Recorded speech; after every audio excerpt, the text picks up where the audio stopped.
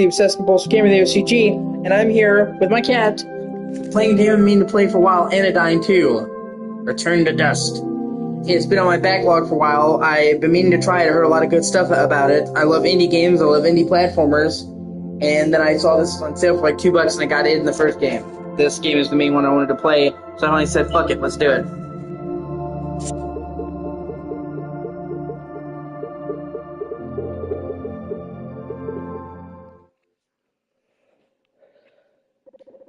A warm breeze fills the air.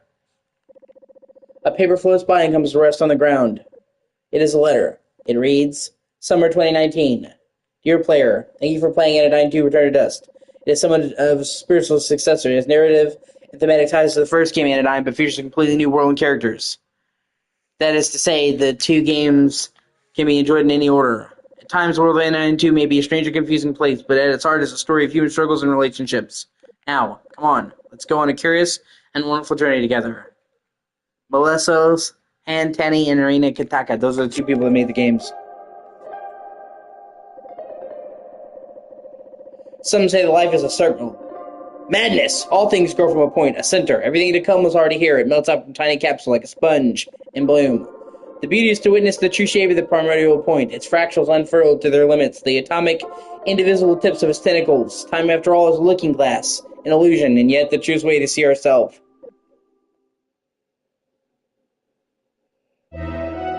Stunning words as always, friend, but let's not get too ahead of ourselves. The one we are here to meet is barely a baby, not yet hatched.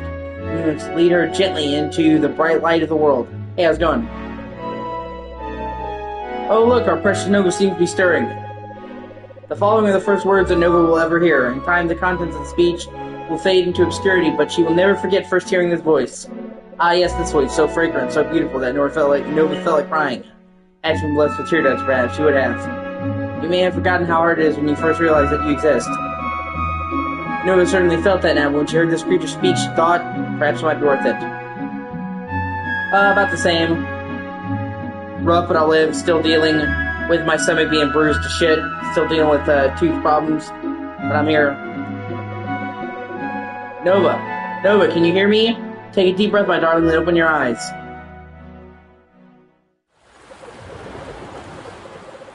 From the darkness, an orange glow. Kind of. It's a bunch of stuff. It's bit platformer, bit 16-bit, bit RPG. It's something else.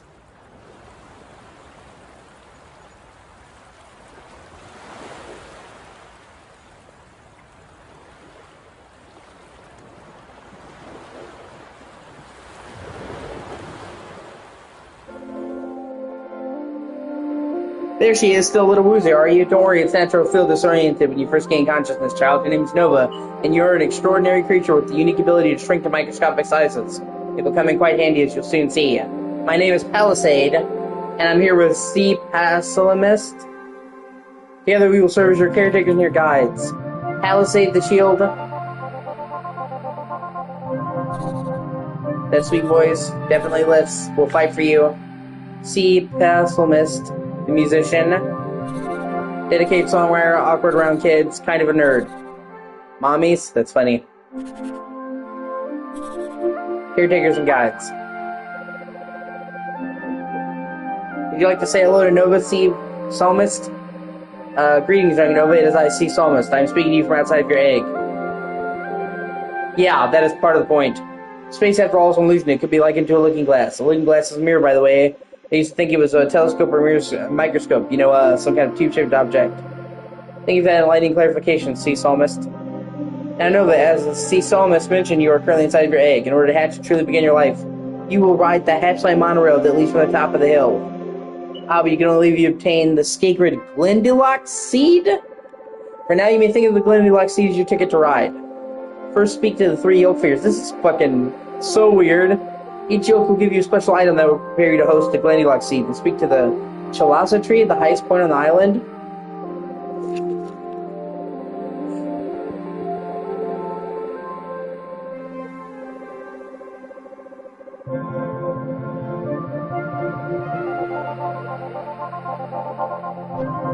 The Albumin Slope?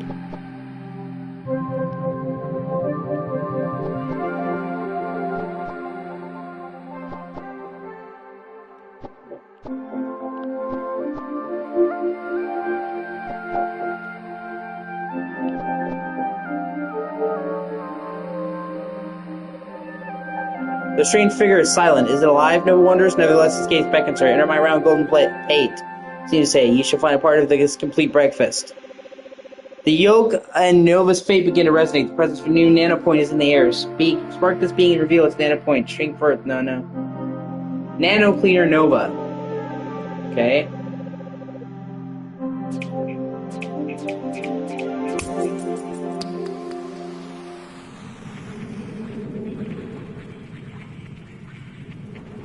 Yeah.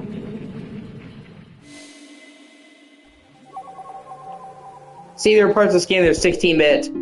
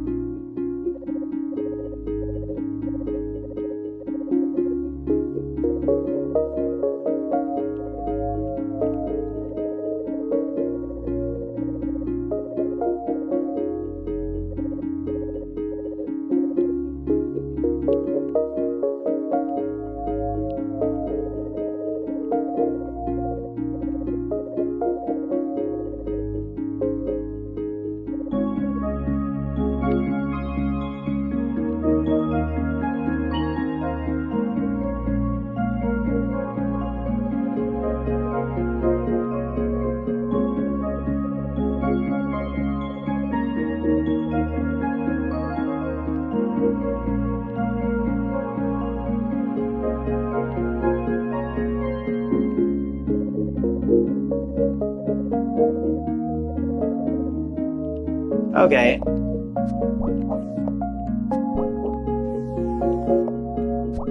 Vacuum power! Well, I mean, you know, coincidence. Earlier I was playing the Epic Mickey remake demo. There's actually been a lot of really cool announcements that have dropped you may or may not be aware of that if you're sleeping. I actually woke up and there's they had the Nintendo Direct and there's a lot of good stuff in there. The Castlevania DS games, Order of Ecclesia, Portrait of Ruin, and Dawn of Sorrow, or is it Uri of Sorrow? No, it's Dawn of Sorrow, are now on all platforms.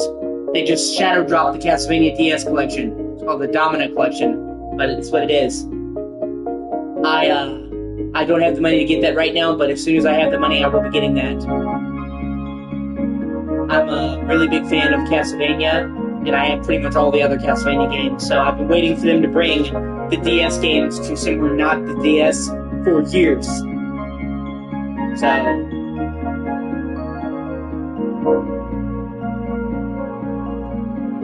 and it was announced at the Nintendo Direct, but it's for all platforms. It's not just, you know, Switch. It's PS4. It's available now. They just shadow dropped it. So,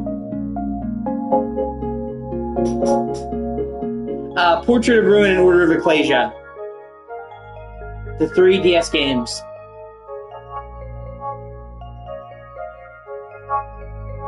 It's $25 on PS5. And they threw in a bonus game. Haunted Castle was the original Castlevania game. It was arcade only. They remade it with better graphics, called Haunted Castle Revisited. Original Castlevania game. It was arcade only. So it's got Order of Ecclesia, Portrait of Ruin, Dawn of Sorrow, and Haunted Castle Revisited. It's $25. I would have gotten it if I had known it was coming. So that'll be on my to-get list. Because, like I said, I have like all the other Castlevania collections.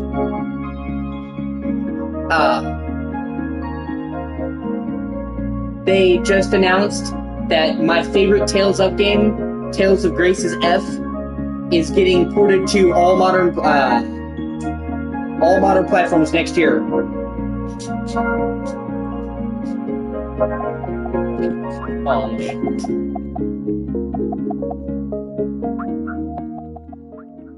Yeah, music's kind of loud. I'm a huge fan of the Tales of games, and Tales of Grace's F is my favorite Tales of game, even though it's not a lot of people's. It's coming to all platforms January of 2025. They announced it at the Nintendo Direct, but it's for every platform. So, yeah, no, it is. I'm really looking forward to that. I fucking love Tales of Grace's F. I have it for PS3. It's never been re-released, so I'm really looking forward to playing that on modern systems. Then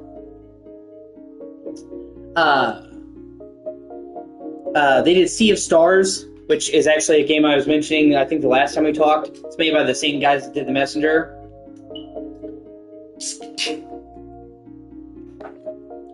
And, so they're taking a JRPG. They're doing a DLC for it called Throes of the Watchmaker. And we knew the DLC was coming because it was part of the original Kickstarter. But it's coming spring of 2025, which makes sense.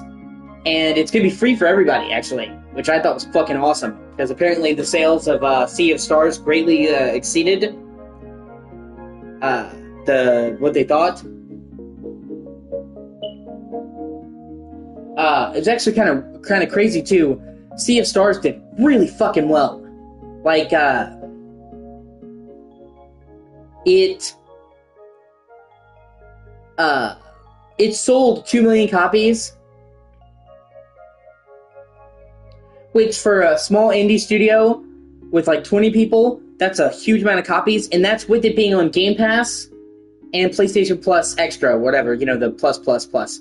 So even though it was on Game Pass day one, even though it was on PlayStation Plus day one, it still sold 2 million copies, and it's still selling. So that's why they said the DLC is free, because the game's success beat their wildest dreams.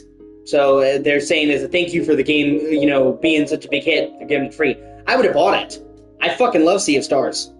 I love The Messenger. So they actually, believe it or not, The Messenger actually had a free DLC too, Picnic Panic. So it kind of follows suit. I just didn't think it. It's got like a carnival theme, but like in a cool, like twisted carnival theme. It looks really good. I'm a huge fan of Sea of Stars, so whenever that shit's out. They announced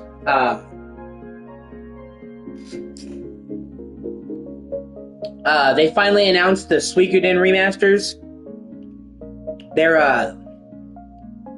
They were planning to do Suikoden remasters for 1 and 2, although it's basically like a remake. I feel like remasters kind of selling it short. It's like they remade everything from scratch, so.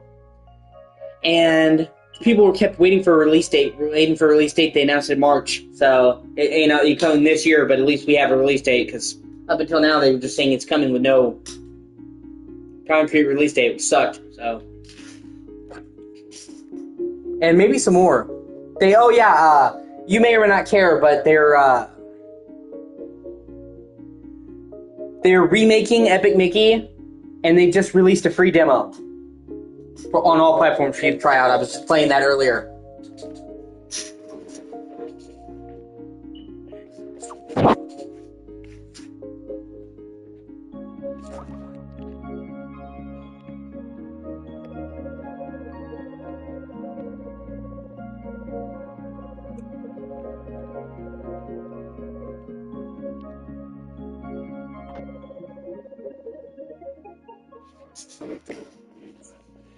This is actually a pretty big overhaul. If I was you, I might actually still try out the demo, because this is not just a graphical remake. They have dramatically improved the gameplay, and it specifically targeted parts of the game that people didn't like. So you might actually still like it. It now has proper camera controls, proper aiming. They adjusted the jumping and stuff like that. It's like changed up the 2D stages. Like, they actually substantially improved it, aiming to fix problems that people had. It's not just like a overhaul and keeping the stuff the same. So they actually did a pretty good job from the demo that I played.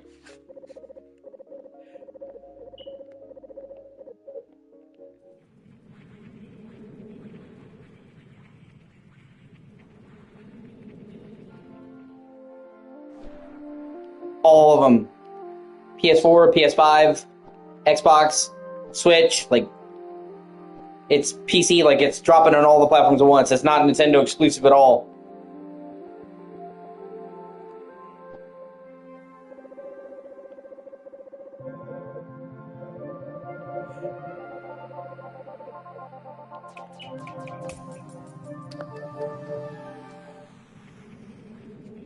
And it's a free demo. What do you have to lose? Yolk of Sippy. Okay. Kind of weird, but alright.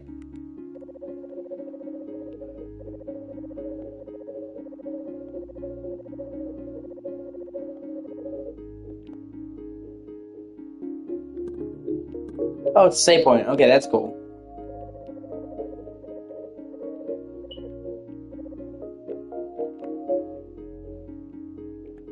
Oh, those bad guys.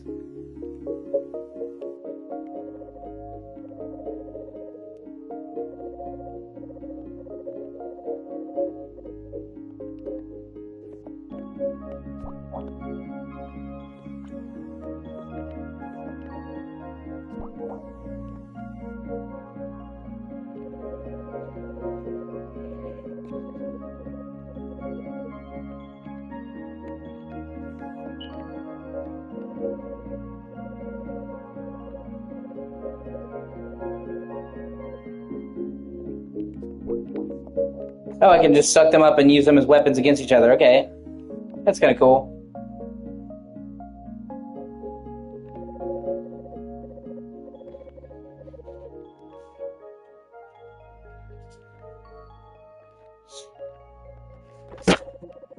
The Sippy Yolk Milk. I just cover my nose sometimes. It's not like I'm smelling something bad. It's just a habit. I used to have people get on to me like, oh, do you smell so bad? I'm like, no, it's just like, it's a weird tick.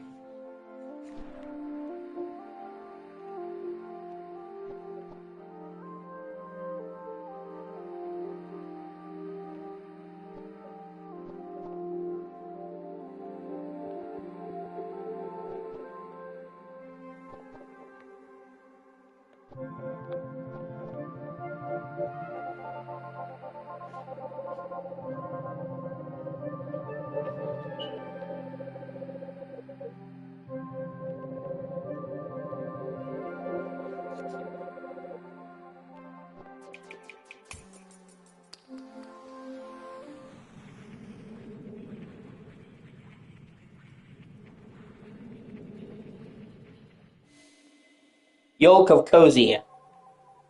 Okay?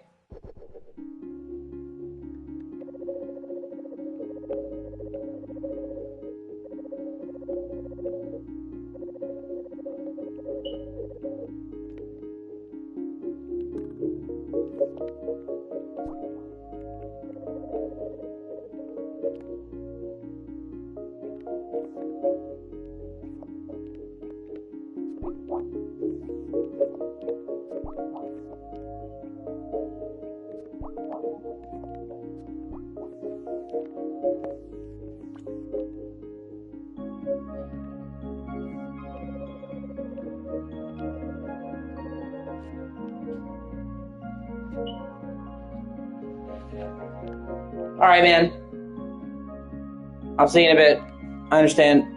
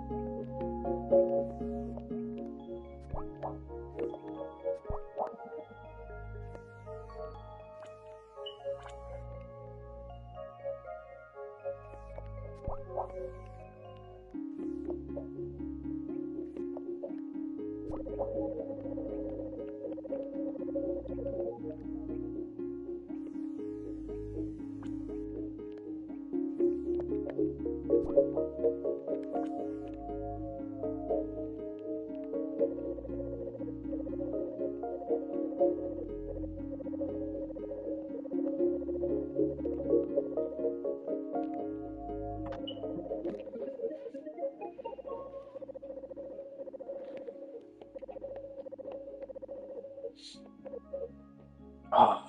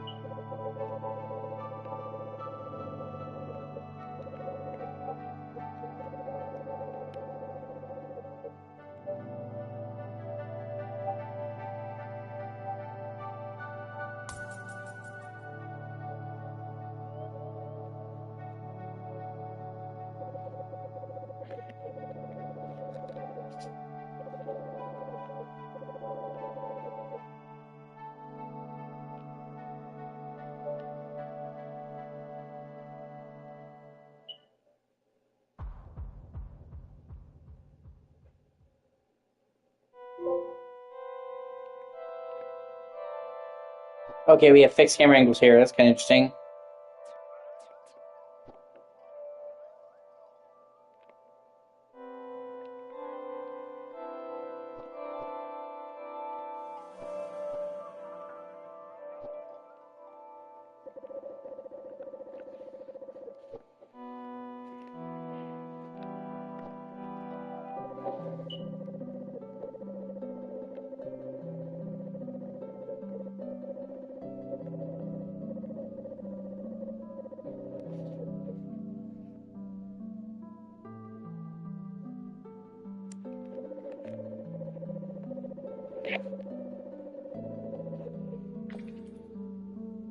The center. It's the center. Greater New Zealand. Pointer, shadow, puppeteer, literally everything.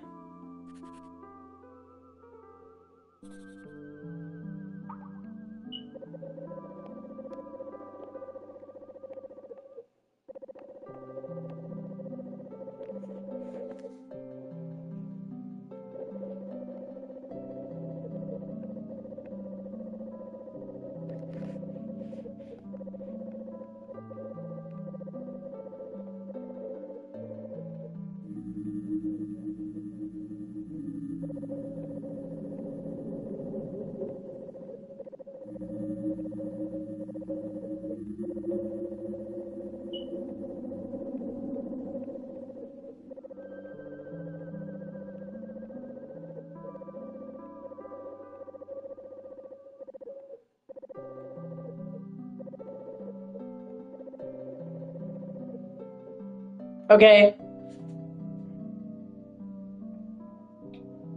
Gotcha. I'll probably be here.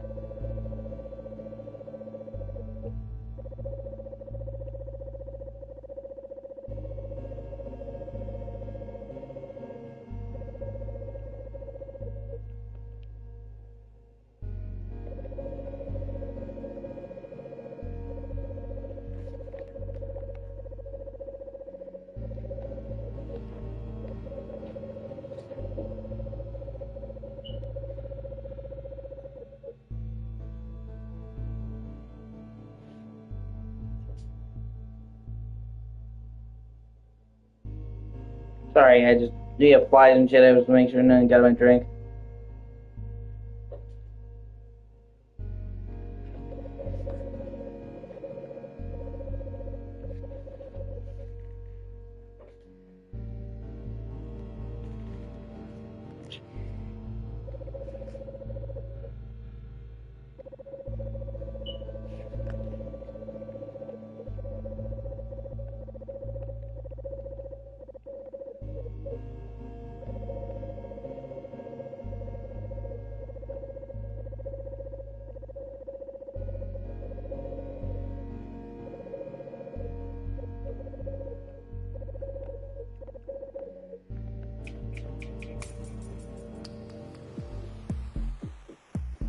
Oh shit.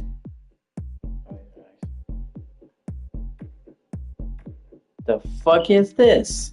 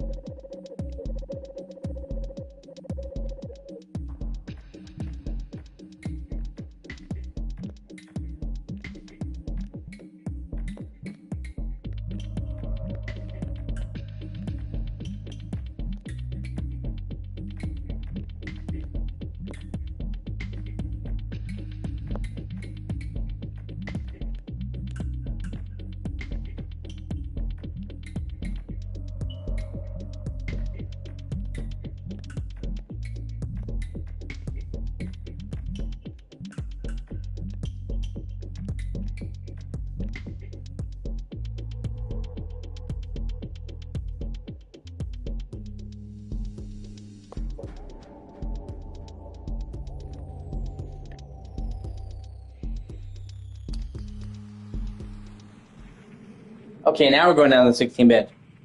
Phenomic possession.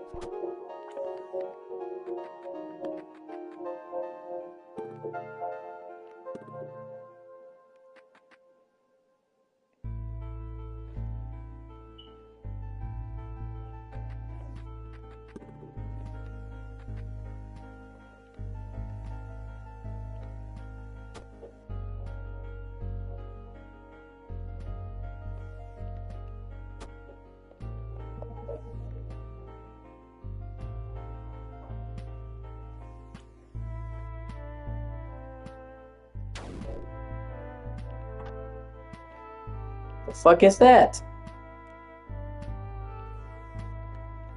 that like a key?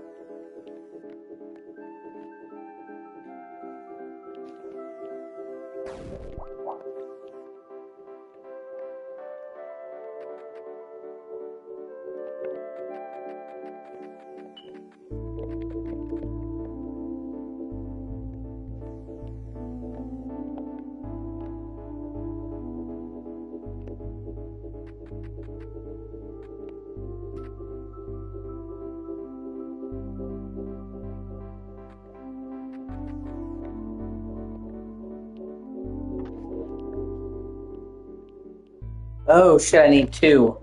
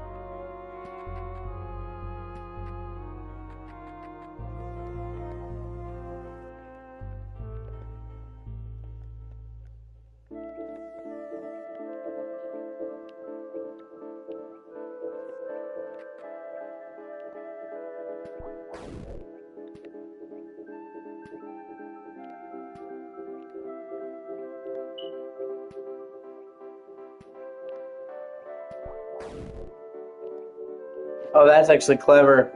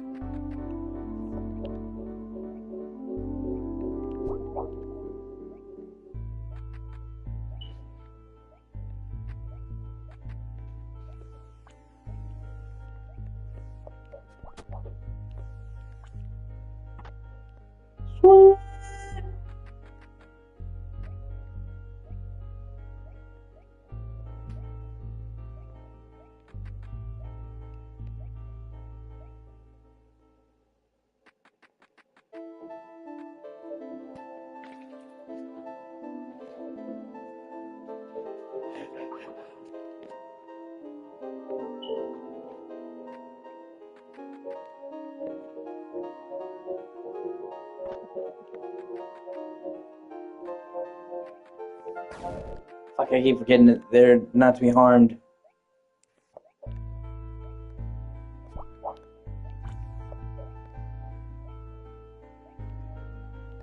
Shit.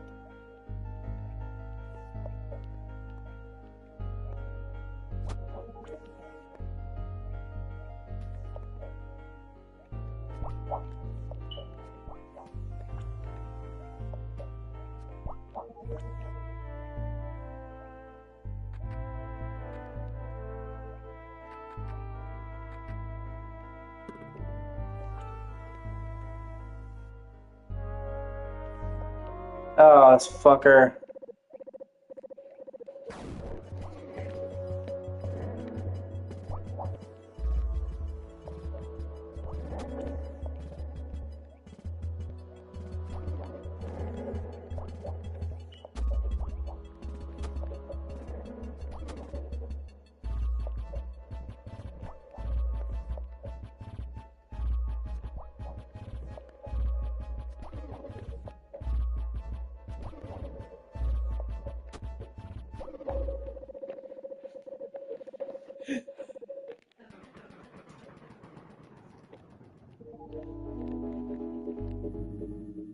The fuck?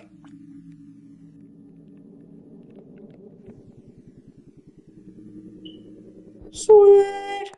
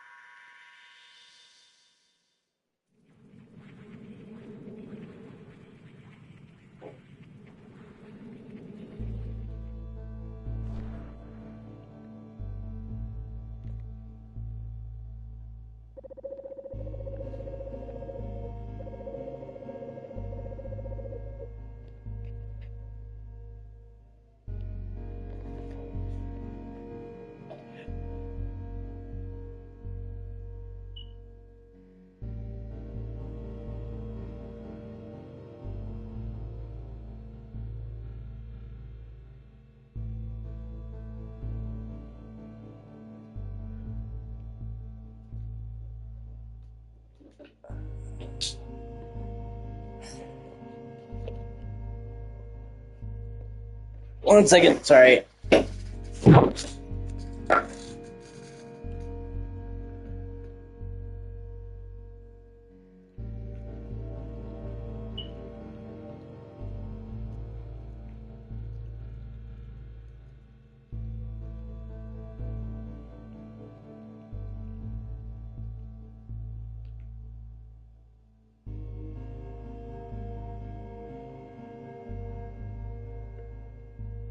Yeah, at least I got that fucker.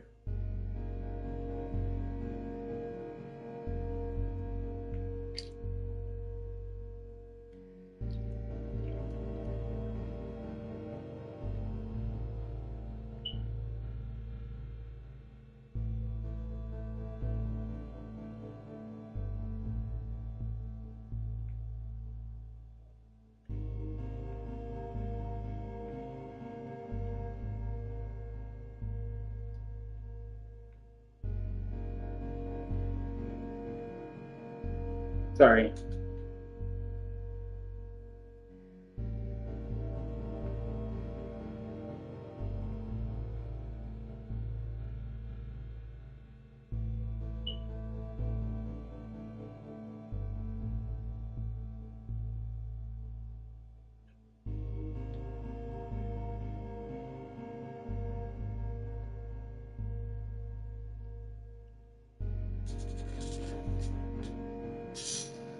One second, I'll be right back.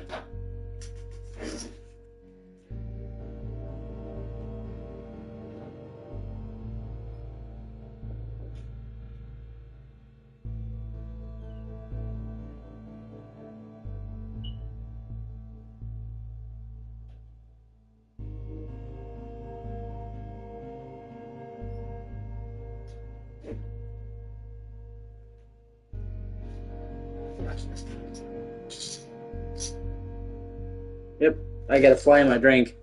But I was able to get it out, so fuck it. I spent about $4 on this monster. I'm not going to throw it away and waste that money, especially when I have very little money to begin with. It's like when you have only a couple dollars, you're not going to throw away something that you spent most of that on.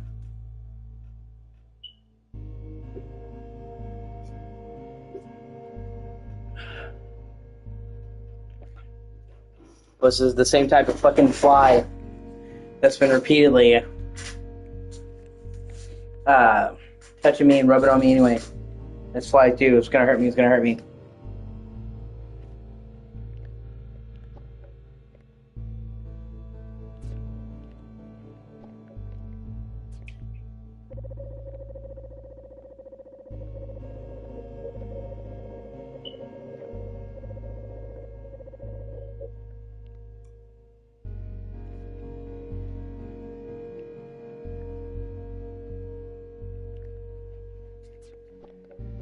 She said I could have the green one. She set out.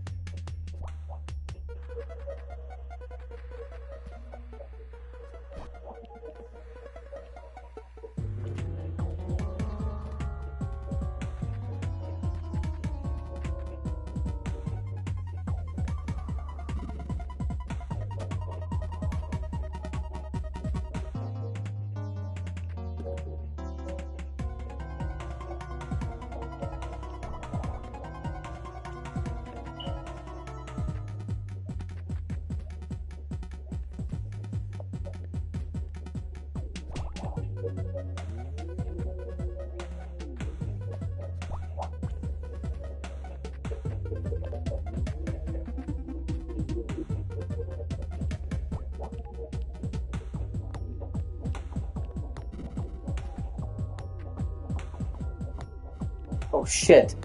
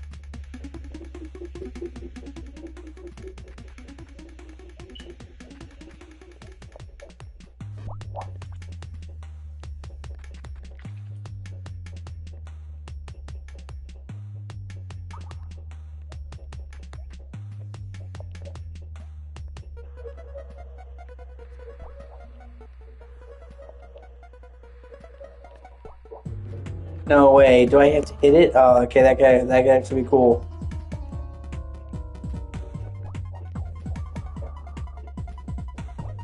Fuck.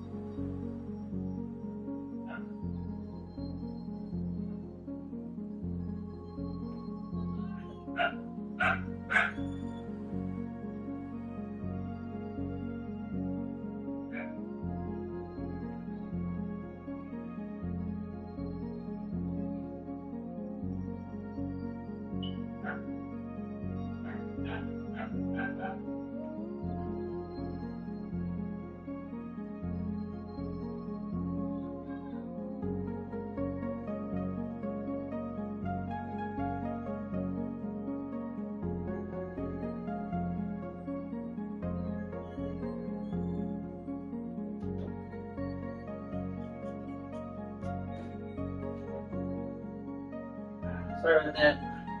Fucking kids being assholes.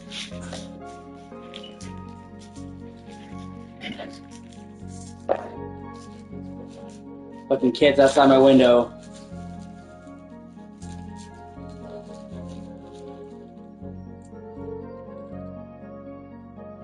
Stuck a stick in the fucking AC unit. Fucking. Oh my god, idiots.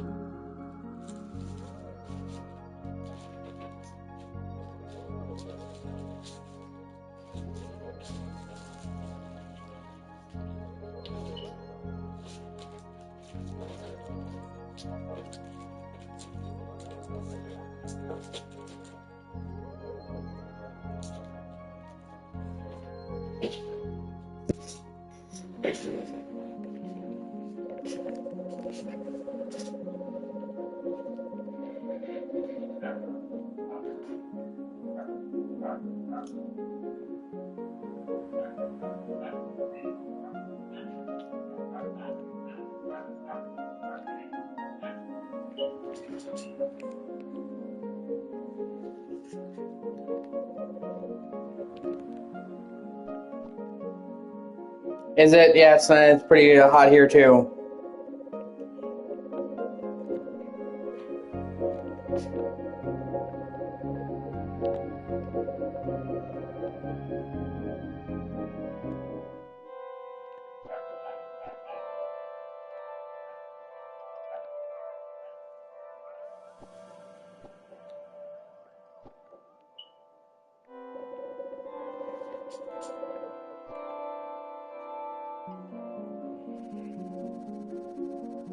That sucks.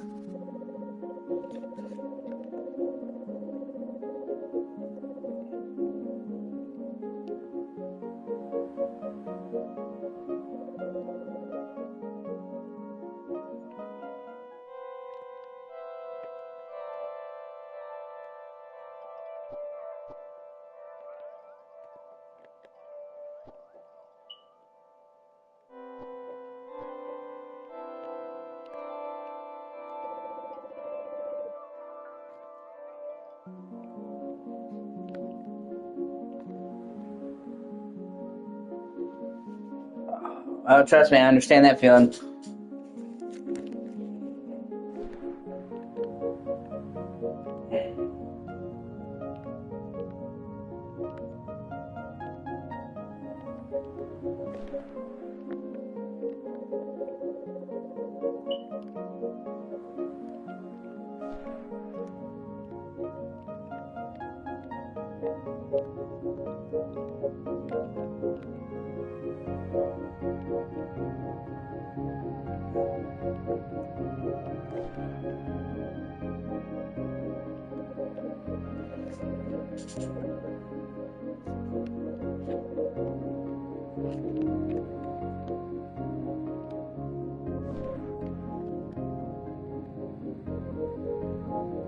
Yeah.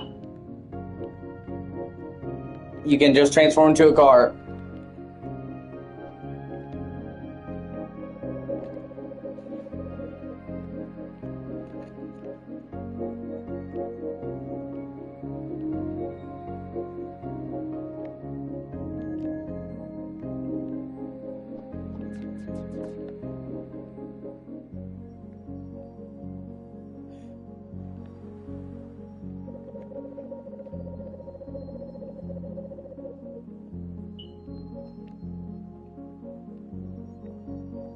It is, yeah.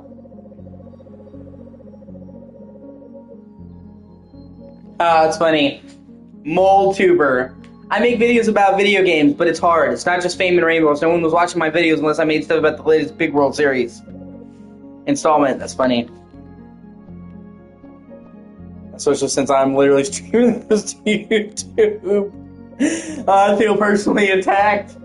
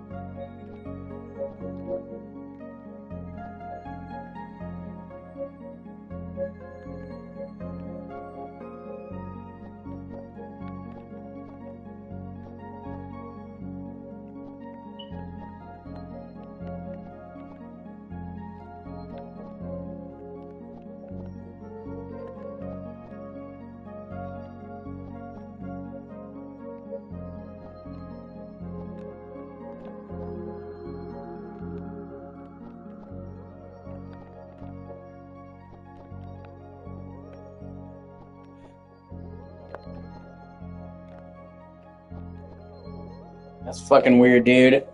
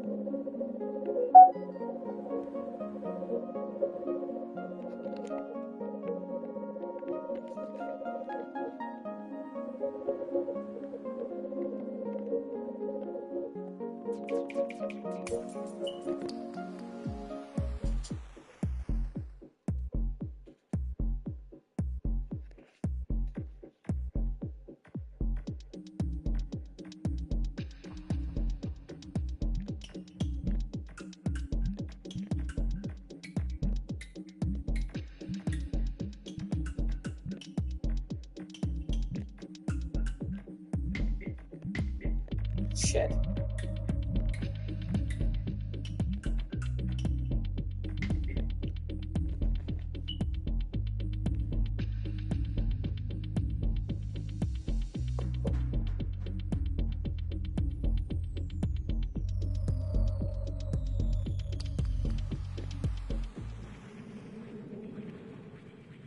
Memoirs of Agusia.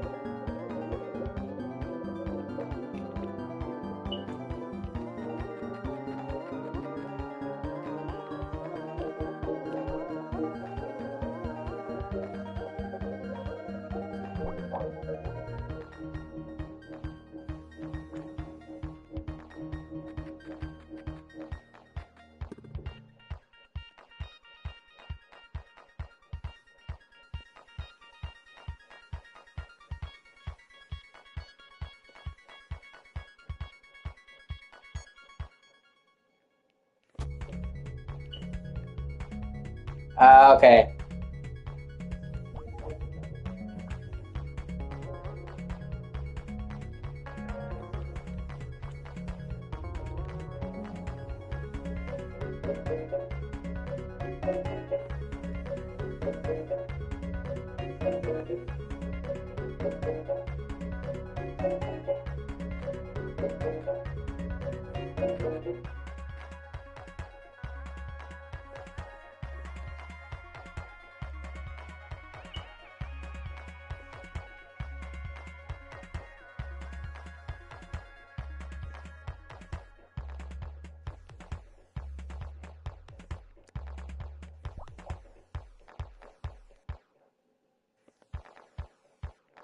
Okay.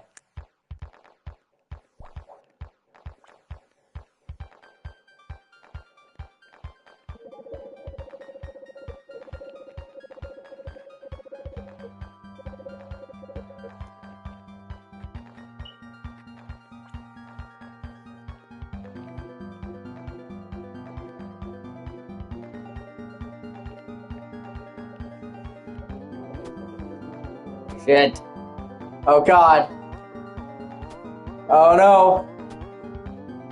Oh, holy shit. Wow.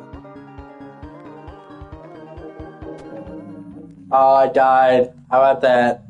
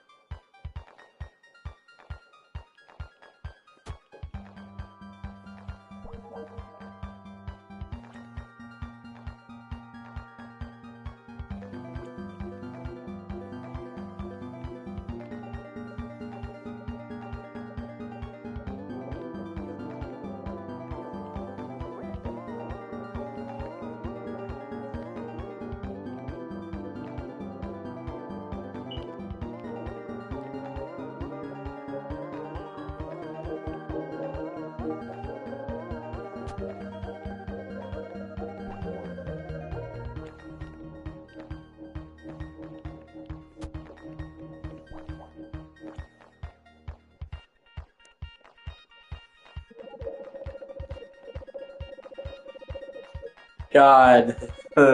This game, I do like this game, but it is fucking weird.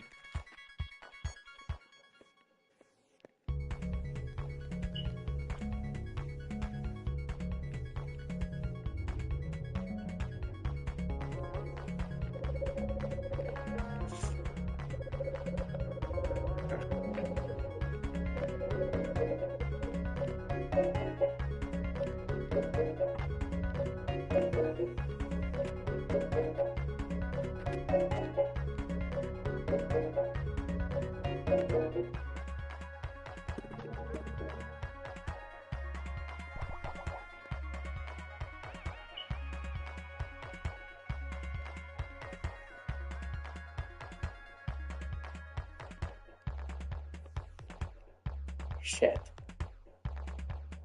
Yeah, I gotta bait this fucker.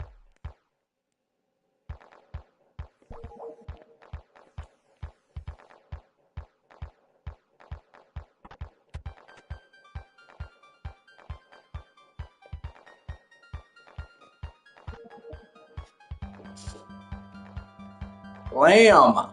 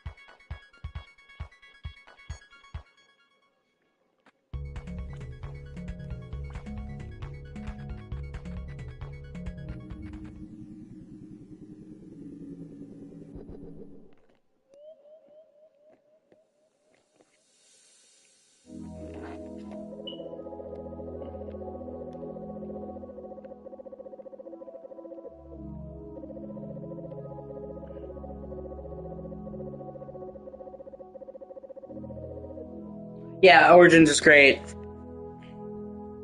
Still one of my favorite Assassin's Creed games ever.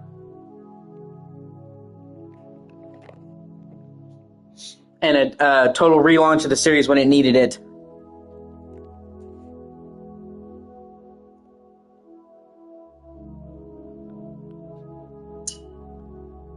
I got mad at my friend because he was looking for play a game like that, so I suggested Origins, and he was just like, "Oh, the beginning is so slow," and then he immediately got out of the tutorial and he gave up, and he's just like, "Oh, I just when does it get good?" And and he really pissed me off because like, dude, you barely played any of it.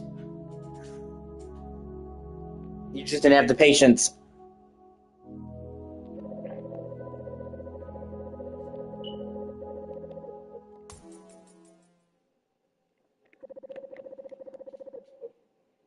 And I try to tell him, like, dude, Origins is a fucking RPG. It's just gonna, the thing about RPGs, they take a while to get going. You have to be patient. You have to give them at least a couple hours. I have a rule where it's like I have to give every RPG a bare minimum 3 hours before I decide if I like it or not. Sometimes it can take even longer. But, that's the thing. RPGs are much, much longer than other types of games, so they take longer to get to the good stuff. Especially because, a lot of RPGs have a very dense story with a lot of stuff to cover. Ah, yeah, that is true. A lot of RPGs have a really dense story with a lot of stuff to cover, and they have a lot of complicated mechanics to go over. So they usually have to introduce you to it, and it takes a while. But conversely, if they just threw it all on you all at once, you'd be like, what the fuck is going on? Who am I talking to? What's going on? So, like, a lot of people are like, man, RPGs take a while to get going. I'm like, yeah, but the alternative would just be dumping all that shit on you all at once. You wouldn't like that either. Plus, the same guy that I'm talking about, he liked Odyssey, and I'm like, you're not, Odyssey has a slow start, dude. You spend the first like 2 hours of the game on fucking Kefalonia, just doing shit for Malicos, and then after that, you get to the mainland, you start investigating your dad, and then after a little while, after like 3 or 4 hours, that's when Odyssey starts to pick up. And I'm not shit talking Odyssey. I love Odyssey as well, but I'm like, so you can deal with the slow beginning when it's fucking Odyssey, but not when it's Origins? It's weird.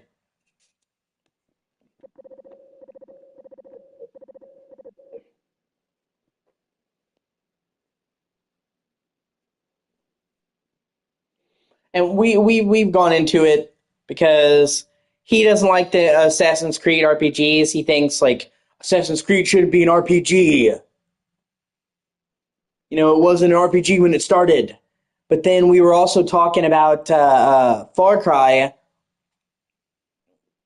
and he's like, "Man, they need to come up with something new for Far Cry. It's just the same old shit year after year." And I'm just like, okay, so you don't like a modern Assassin's Creed because it changed too much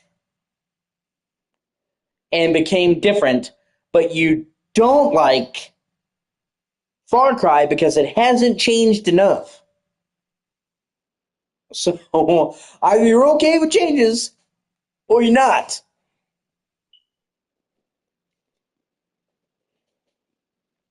I also just feel bad for Ubisoft. Like they're fuck do they do, fuck do they don't. Because like now you have all these people. Yeah, but no, I'm saying like you have all these people who are just like, man, Assassin's Creed isn't even Assassin's Creed anymore. I miss the old Assassin's Creed. But before Origins, I remember when Syndicate came out, people were saying, "Oh my god, it's just the same shit year after year. Every game is the same." So it's like, yeah, I like Far Cry 6. I've already stated that I like 6 a lot. Uh, but the whole point I'm making is when Assassin's Creed was the same and the games followed a set template, they were like, "Oh, it's just the same shit year after year." And then when they changed it to a whole new, genre with the RPGs, they're like, "It's too different." So I'm like, they can't win then. Either they don't change it and you get bored of the same shit, or they do change it, it's not the same anymore. Like, isn't that what you wanted? Like I said, I literally remember Syndicate coming out and people complaining, "Oh my god, it's pretty, but it's just the same old Assassin's Creed shit." Like people literally complaining that it didn't change enough. Yeah, but that's what I'm saying. Like I was there when Assassin's Creed Syndicate came out, and everyone's like, "Well, it's pretty, but it's just too much of the same." And then Origins came out, it's too different. And I guarantee you the same thing is going to happen to Far Cry. Let's say they listen to people who didn't like 6. They listen to people who thought that Far Cry hasn't changed enough. If they were to massively change Far Cry 7, you would have just as many people saying, "Oh my god, I miss the old Far Cry. It's not like Far Cry anymore at all."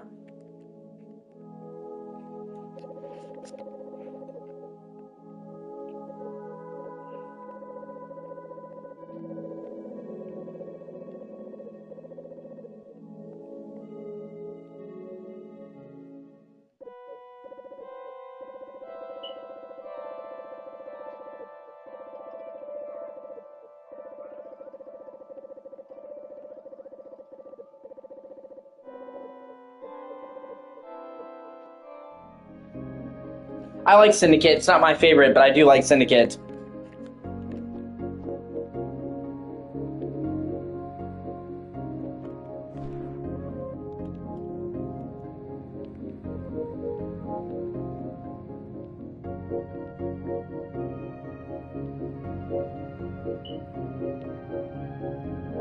I do think Syndicate has one of the best soundtracks in the series, though. Actually, out of all of them, one of the best. They had Austin Wintory do a Victorian theme, and I won't forget the music in Syndicate. I fucking loved, and I think there's one tune.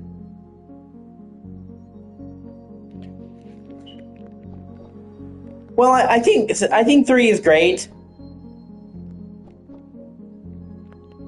I just think that people idolize 3 because that was the first game they played. You see that a lot, where you'll have games and the sequels will technically be better, but everybody loves the third game, and the reason why is a nostalgia, or that was the first one they played, which is kind of nostalgia in and of itself. Far Cry 3 is the first Far Cry game that most people played. It's when Far Cry hit a mass market. Far Cry 1 did good, but it wasn't exactly a huge success. Far Cry 2, still not a huge success. Far Cry 3 is when Far Cry became a big fucking deal.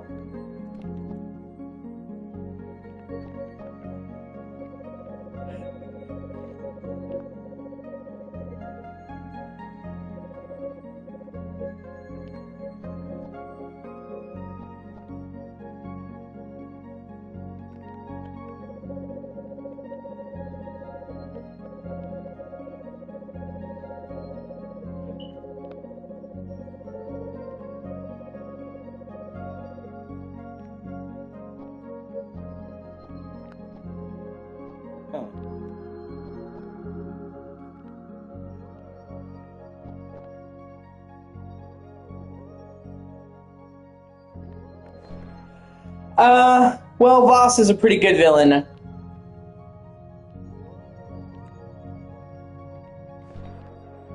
I mean, most of the villains are gangsters when you think about it, one way or another. But personally, my favorite villain is Pagan Min.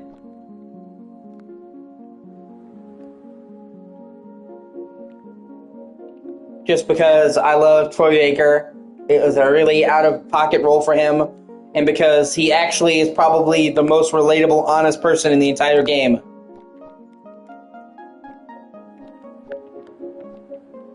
Everybody else wants to use AJ to their own ends and accomplish this, Amita or Sabal. But Pagan Min literally just wants you around because you're a piece of the woman he loved. And he is like literally the only one that's honest with you about that. He's not trying to manipulate you. He's not trying to get you to do something you don't want to do.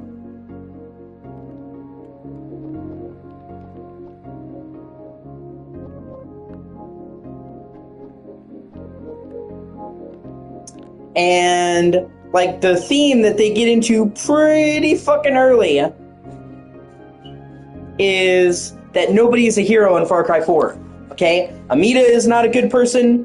Sabal is not a good person. AJ's dad was not a good person. Pagan Min isn't a good person. The only reason why Pagan Min is the best person, I guess you could say, in Far Cry 4 is because he's the only one that's honest with you. Everybody else is an asshole, and like, no, I'm a good guy.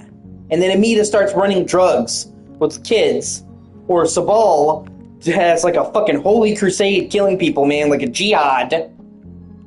Pagan Min is like, no, I'm keeping these people. This is my country. They're gonna do what I tell them to, but he doesn't lie to you. He's like the only person in Far Cry 4 that doesn't try to fucking manipulate you.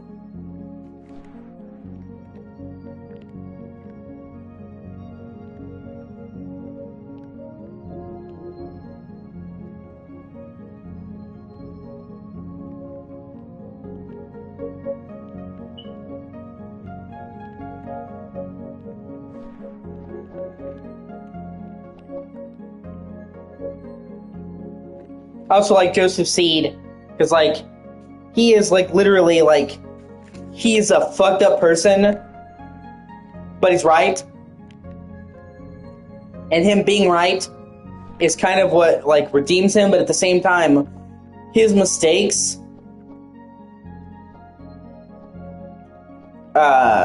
is he kind of caused what he was trying to avoid. Like, they have, you know, in Far Cry 6 in the DLC, they basically, okay, so I was really confused with how the timeline of Far Cry is going to proceed after 5 ended with the nuclear bomb going off. And I thought, so are we just ignoring 5? Are we saying that 5 isn't canon? Are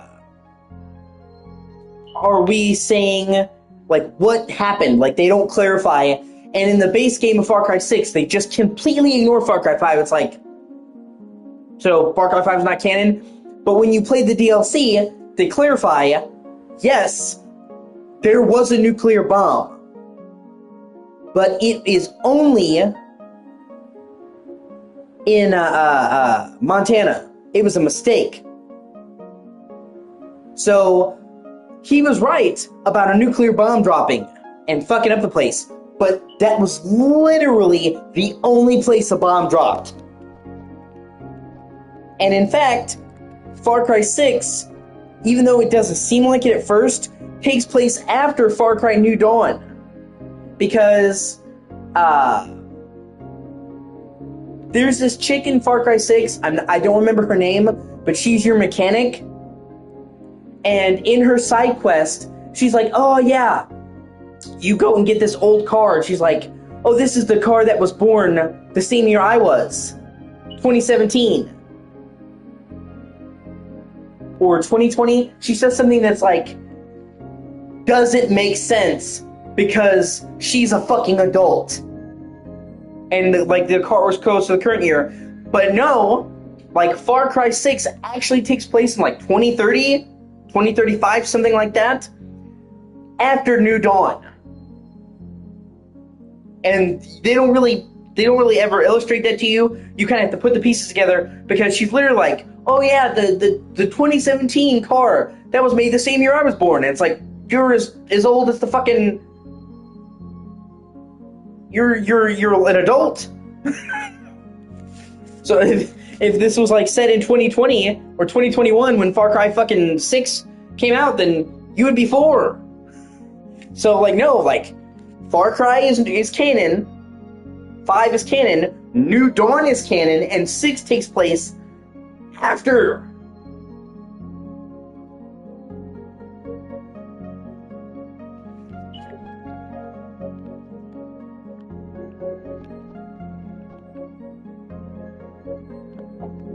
And I'm happy that they finally kind of came out and talked about that, because I'm just like, I like stuff like that bothers me. Like, we just gonna pretend Far Cry 5 didn't happen? We're not gonna acknowledge the nuclear fucking bomb? No, it went off.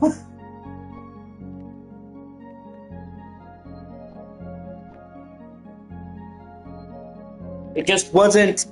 It wasn't like the end of times like he fucking thought it was. Yeah, I agree. If you even like anything Ubisoft does, you get called a shill. And you know what's really funny? What's really funny is everybody's shitting on Ubisoft. Everybody's saying, "Oh my god, I hate Ubisoft." Like it's so, like Ubisoft is one of the most hated companies in the world, and everybody acts like they hate them. Everybody acts like they hate Ubisoft games. They're like, "Oh my god, Ubisoft is the worst kind of games. It's just slop." I had somebody say that Ubisoft was the McDonald's of games, cheap, dirty comfort food.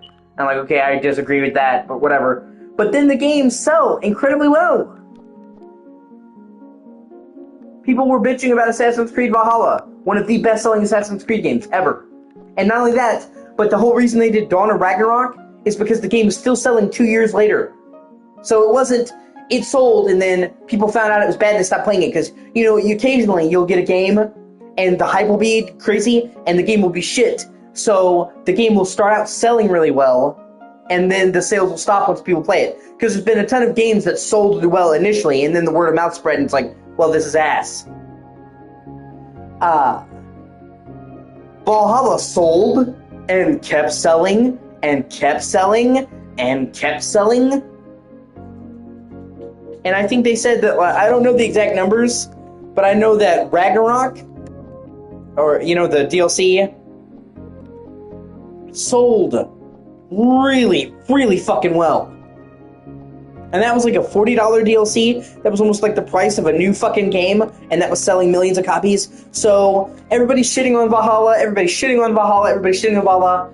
Valhalla sold super well. Like, we're talking, I'm pretty sure, like 15 million copies. I know they said right after launch, like a year after launch, it was 10 million. I have to estimate they'd be at 15 by now. They'd have to be. So, super great sales. Far Cry 6, people bitched about Far Cry 6. They didn't give exact sales numbers, but they said it was the best-selling Far Cry game yet. 6 was, and still is. So, after everybody saying Far Cry 6 sucks, everybody shitting on it, everybody saying it sucks, it's the best-selling Far Cry game. Even Star Wars Outlaws. Everybody and their mother was shitting on Outlaws. Everybody was saying, oh, it sucks, oh, it's gonna suck, oh, it's gonna be awful. I will bet you money that game is gonna sell fucking numbers. If it's not a financial success, I will be fucking shocked. So it's like, people are constantly shitting on Ubisoft games, saying they suck, and then fucking buying them anyway. And it's like, do you really have the wherewithal to sit there and say that they fucking suck when you keep buying them? I can buy them because I like Ubisoft games. I like Assassin's Creed. I like Far Cry. I'm going to buy Assassin's Creed Shadows when it comes out in November. Day 1. I like Far Cry. I'm going to buy the next Far Cry game whenever the fuck that comes out.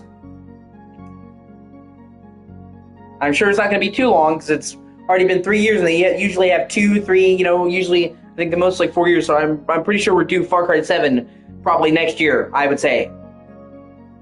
If the current releasing is any indication, I'd say we're probably going to get it next year. Well, I think people just didn't like how they changed the gear. They went much more into gear and progression and weapon parts and shit like that.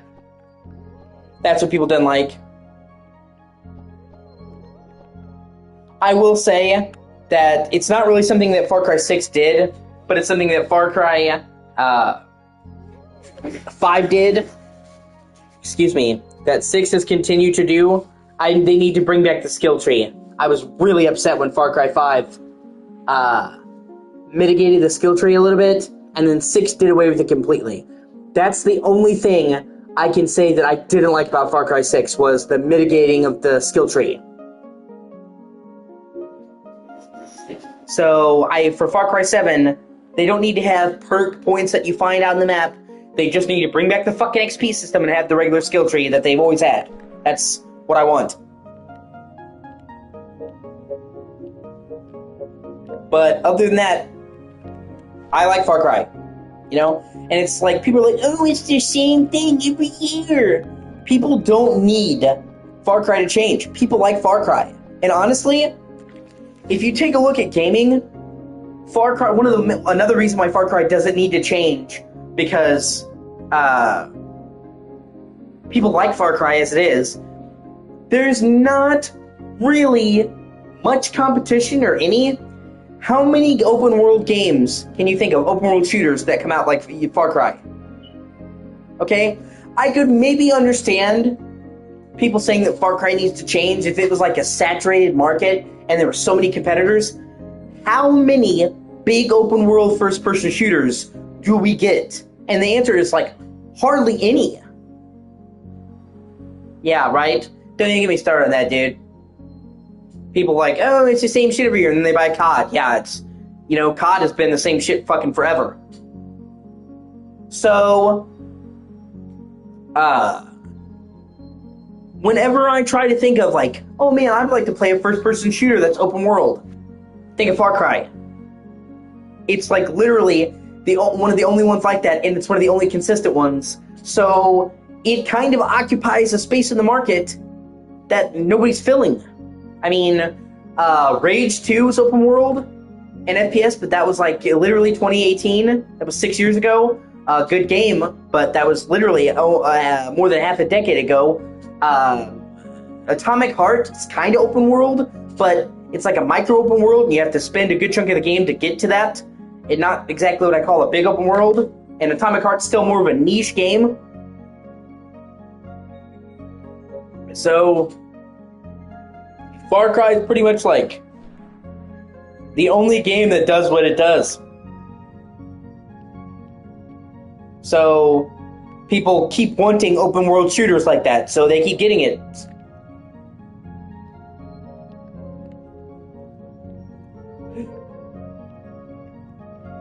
Yeah, well, even then, like, okay, even if we count the Stalker games, okay, the last Stalker game besides Stalker 2 was like in what, 2009?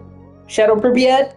So it's been, it's been like fucking 14 years between the last Stalker games. The Stalker 2 is set to come out this year, so okay. And even then, as you pointed out, it's not quite the same thing. It's like an open world survival game. It's not open world in the sense Far Cry is, you know what I mean?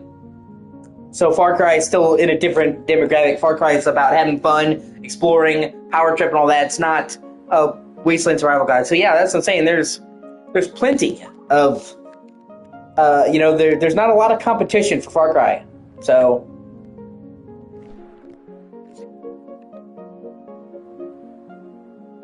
if you ever get the chance to play the new Avatar game, I'd recommend it because it is almost exactly like Far Cry in space. It's made by the Far Cry team.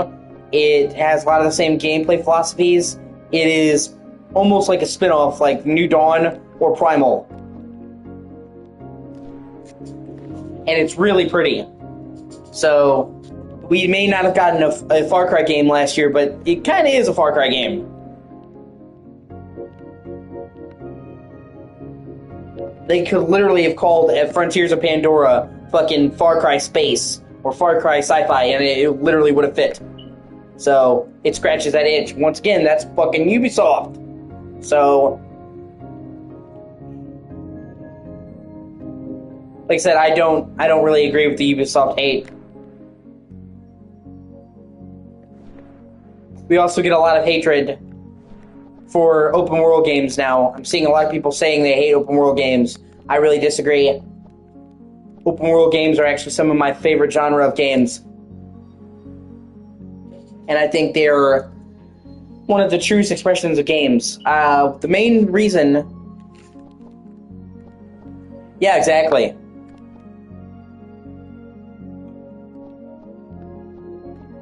Far Cry 6 has a great shooting mechanics, driving, gliding.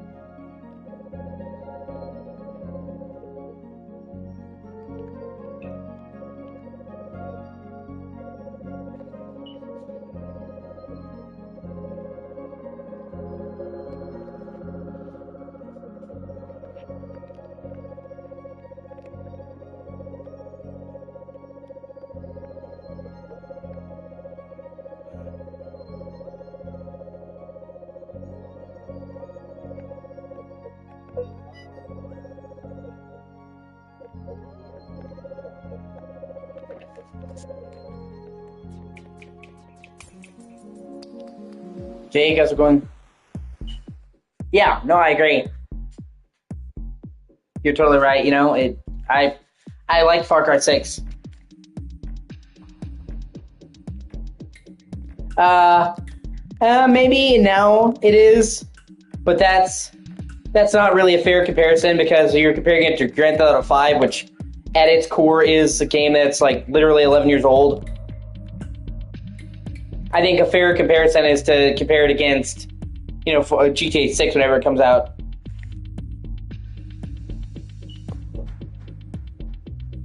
Because when GTA 5 came out, its driving was really fucking great.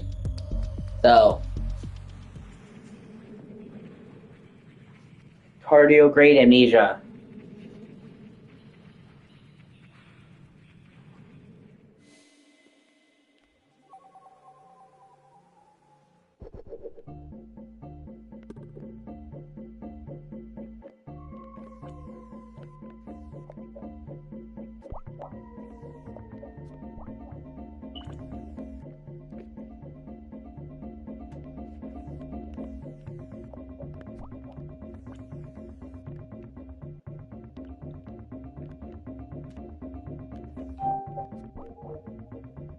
I'm looking forward to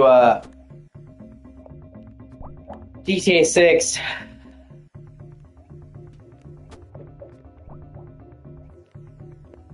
I know, like, Rockstar has not made games like they used to, but when they set their mind to it and they want to make a fucking game, I wouldn't say that. I wouldn't say every vehicle feels the same. They have so many good vehicles in that, and I especially like. I don't. GTA 4, they tried to go for sim driving. I hated that, honestly. But I guess just at the personal preference. If you like sim driving, yeah, but like, I don't like realistic driving in games.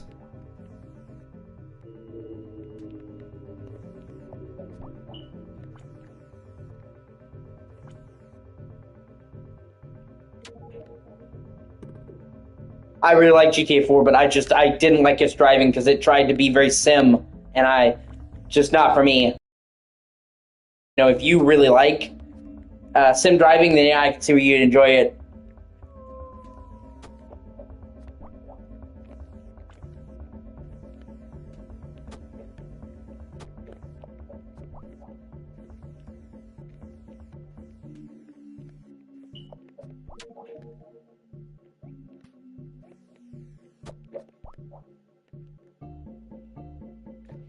And overall, like, I think that the story of GTA 4 was fantastic. I think it was probably one of the single greatest stories Rockstar's ever done. I think only Red Dead Redemption 2 beats it in story, and it's without a doubt the best GTA story. But I thought that GTA 4 reined in a lot of the funny and silliness that the previous GTAs had in an effort for realism that made me not like it. Like, when you talk about the story, the characters, all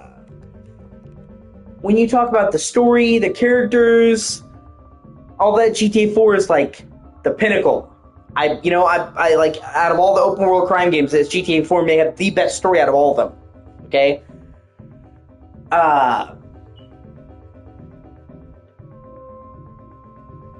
All the characters are good. You know, the story's well written. The villains are well written. You know, his motivations make sense. Ford had a great story, but like, they were trying so hard to be realistic that they really curbed a lot of the fun factor.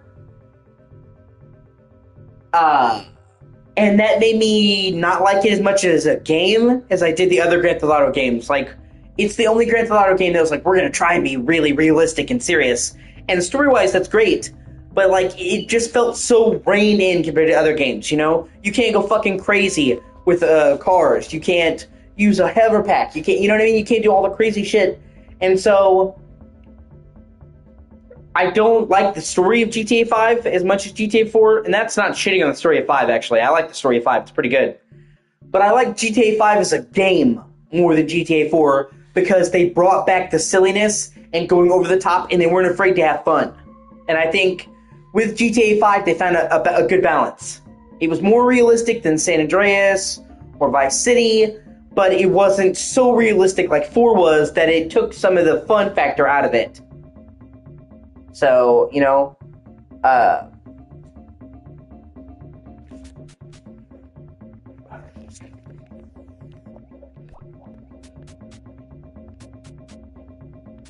shit.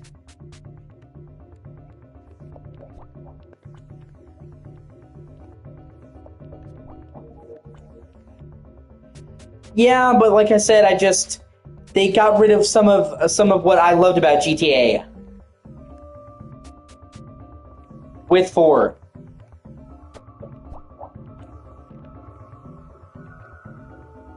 And like I said, I think with 5 they were able to get to a good balance.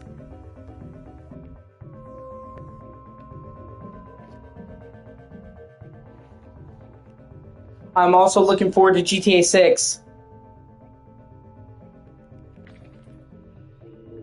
For a bunch of reasons I've already mentioned. One, Rockstar may not release games like they used to. It may take them a while, but when they do release games, they're a big fucking deal. Red Dead Redemption 2 took ages to come out. It was a huge deal. So, I totally think that GTA 6 is going to be a big deal. I mean, it's going to be a big deal no matter what, just because it's riding off the success of 5.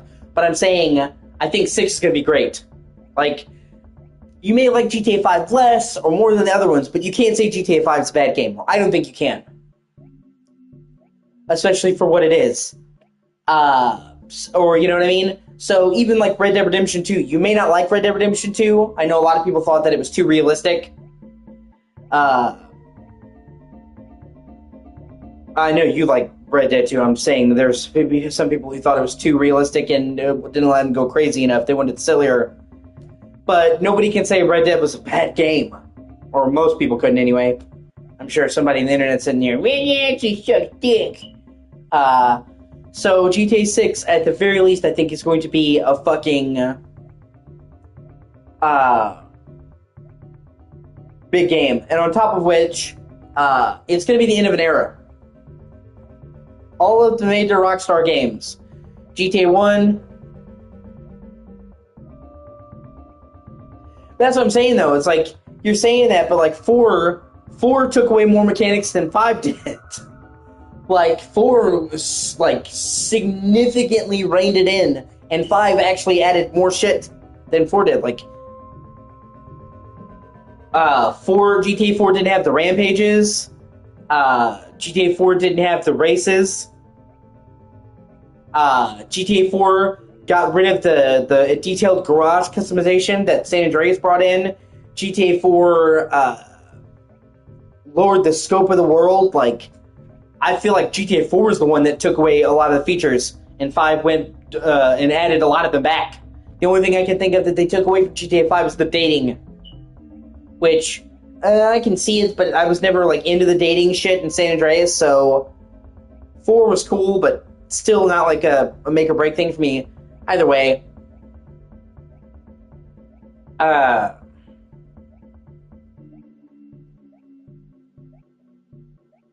but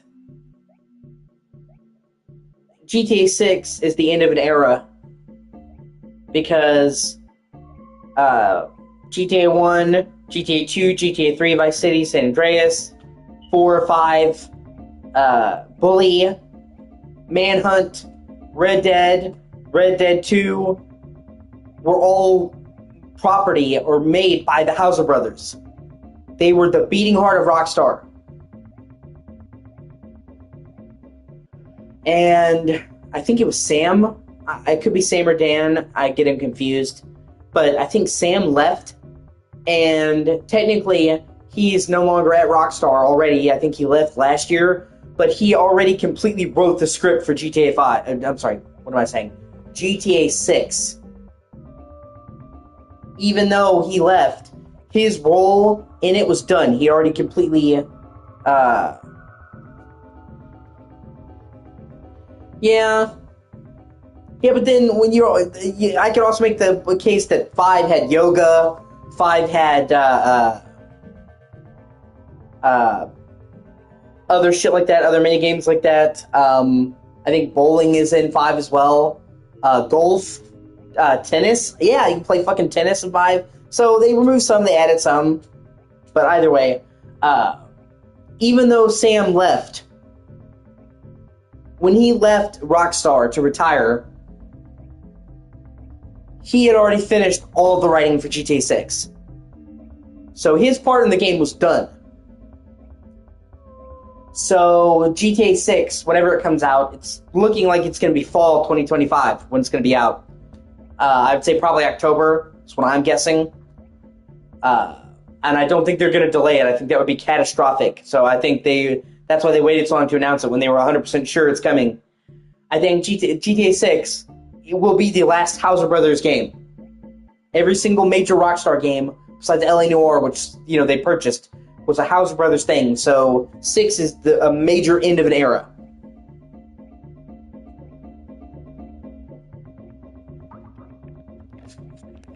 So, just for that alone, I'm interested to see what it cooks up. Especially because it's seeming like Sam knew that this was going to be his last game. Yeah. You're talking about, yeah. Ricky Gervais is also in GTA 4.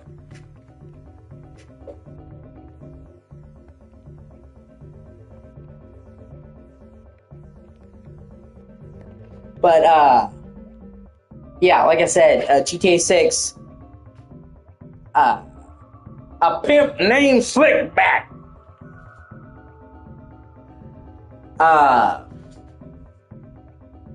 But it seems like Sam knew that GTA 6 was going to be his last game, that he didn't tell anybody, but he intended it. So, Rockstar can really fucking write when they want to. I mean, obviously, like GTA 4 and Red Dead Redemption 2 should show that. Their writing is on another fucking level. I honestly think Red Dead Redemption 2 is one of the best written games ever made.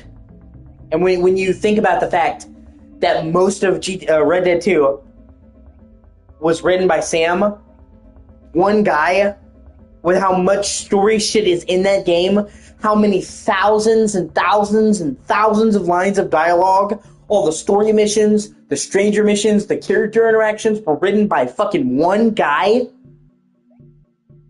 Writing Red Dead Redemption 2 was like writing 10 fucking movies. I mean, just like when you think of the sheer size of Red Dead 2's script, must have been a fucking nightmare. Even people who don't like the gameplay of Red Dead can't knock the story. You know what I'm saying? Like, I've heard people like, well, I don't like the gameplay, but the story was really fucking good. Because it is. I mean, the story of Red Dead Redemption 2 is fucking incredible. And especially when you consider that it's really historically accurate. Obviously, the places are fake names, but they nailed the look. They nailed the way they talked. They nailed the expressions of the time, the clothes, the plants that were there that aren't there, the way that, like, other than the names being fake, it's a very historically accurate game. And, like, historians have commended, even in little details, how accurate Red Dead 2 was. So he not only wrote a fucking amazing game, but he made sure to get his facts fucking straight. There's been a lot of other historical stuff where it's great writing, but it's historically inaccurate. No, Red Dead is both. So we have that writer. He's the same guy that wrote for GTA 4, of course. So we have that writer writing what will be his last game. I have to feel like he put everything he had into GTA 6. I know that if this was my last game, after like 20 years, 30 years in the industry, I would put everything I fucking had into that last script if I knew it was going to be my last game. Because he didn't just move to another company. He just retired. It's like, I'm tired. I'm done with games for right now. He may make stuff in the future, but he just retired. So that alone makes me want to see what they're cooking with GTA 6. Because it was his last go. So I feel like all of his best writing, he's going to be throwing at the fucking page. And on top of that, the fact that this is kind of like a Bonnie and Clyde love story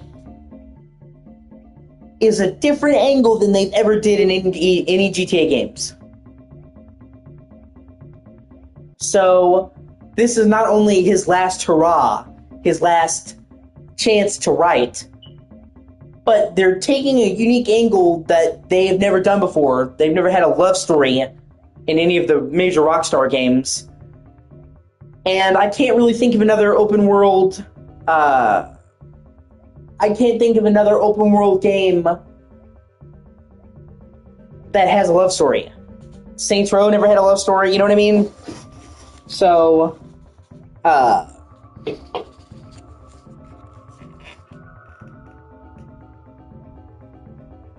really excited to see what a writer of that caliber could do with a love story, a Bonnie and Clyde, you know? And plus, it's just like, being set in Florida, I mean, it fucking writes itself.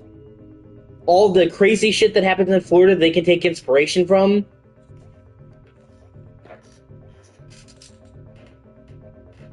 Like, I mean, it's a treasure trove of stories to take inspiration from they can have in the game and have you interacting with. Even in the trailer, they had showed a bunch of, like, you know, famous Florida stories. So, I'm really interested to see, you know, taking that craziness and putting it into a GTA game. It's a match made in heaven.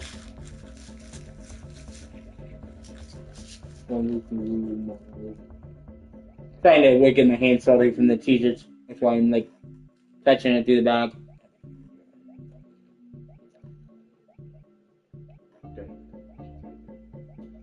And the graphics.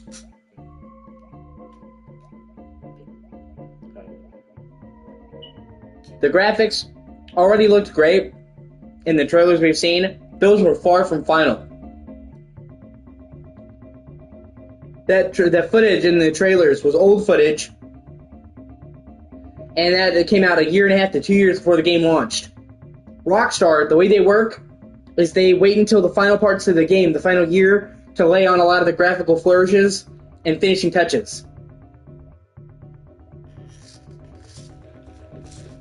Yeah.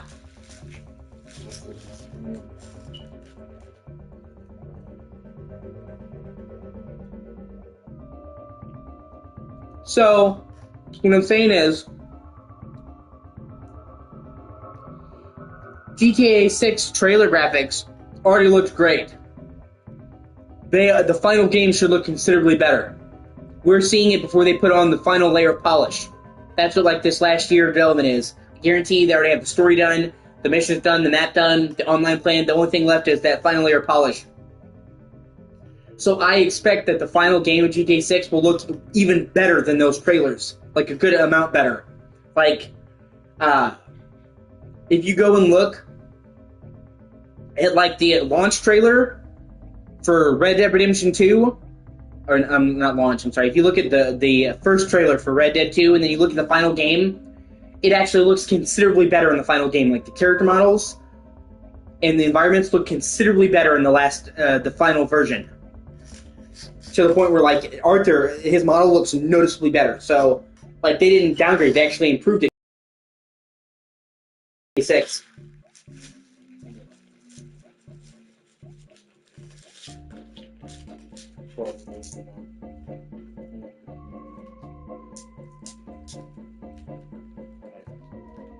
My only real concern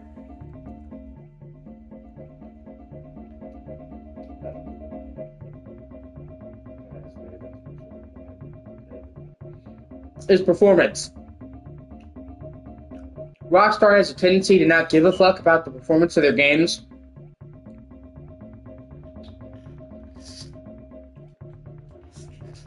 Rockstar has a tendency to not give a fuck about the performance of their games, and I'm afraid they're going to make a GTA 6 locked at 30 FPS.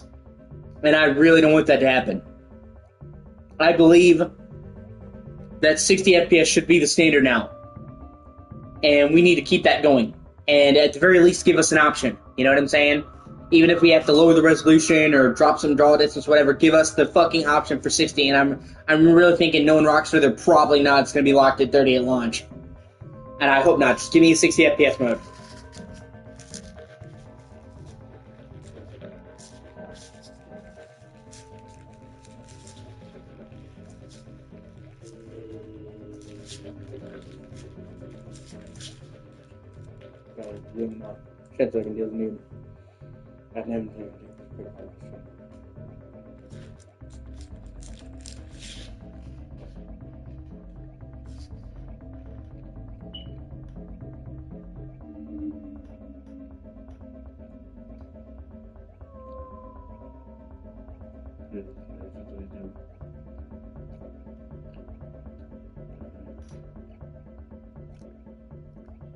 And, you know, it should be a non-issue because, you know, PS4 and Xbox One had a shit CPU. Like, it was shit when they came out. Like, people were like, man, it's outdated when they put it in there. And that pretty much held back all the major games from reaching 60, and except in rare cases or in remasters. So on PS4, an Xbox One hitting 60 wasn't really that achievable without, I mean, not even designing a game. Like, they had to drastically scale back. So they didn't, okay? But with PS5 and Series X, that's not a thing. With some optimization and some reduced settings, pretty much any game can hit 60. It's just a matter of if the developers want to. Even games like Starfield, they're like, oh no, there's no way this game can have 60 FPS. Then they fucking optimize it, add it in a patch, boom. Done. Like, you know? So, 60 should be the standard. Or at the very least, give me the fucking option. Like I said, I'll gladly turn down the resolution, I'll turn down settings. In my opinion, frame rate is infinitely more important than graphics. And I've told people, I'm not a graphics whore, I'm a frame rate whore. I prefer, you know, 60.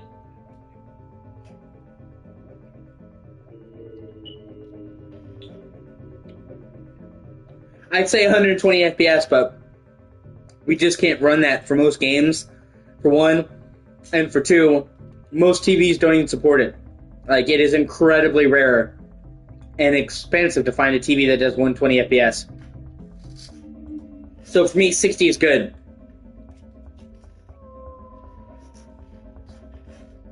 And I think the perfect compromise is 1440p 60.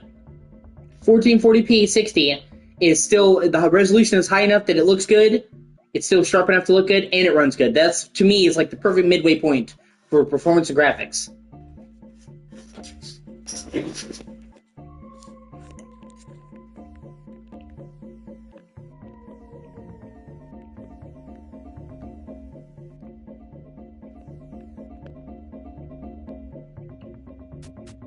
Damn it.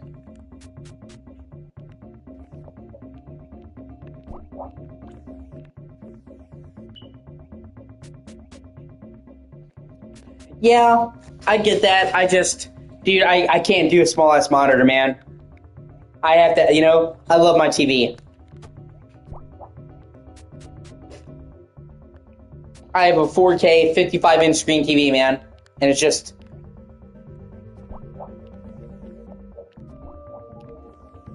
Like I said, I just can't, dude. I love my TV. And most monitors don't have HDR. So, you know, and I just prefer having a big ass TV that I can sit here and be comfortable in front of. But that's not shitting on you. Different strokes for different folks, I guess.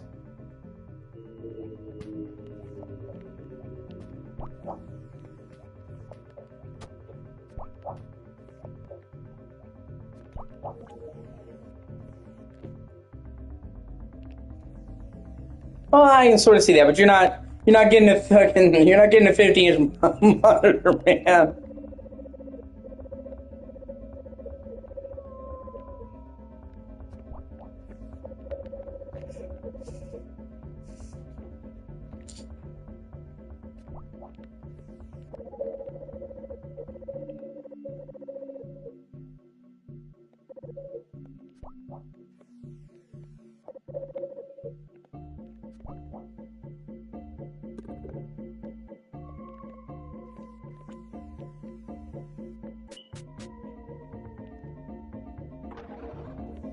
Oh shit, what the fuck?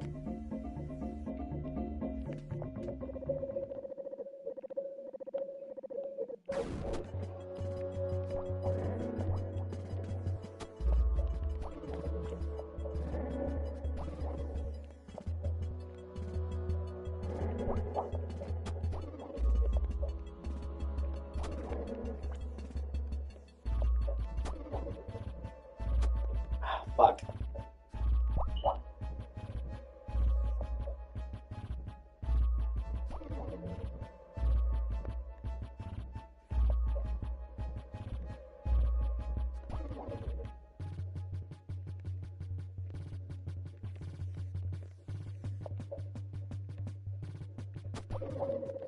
Shit, that was close.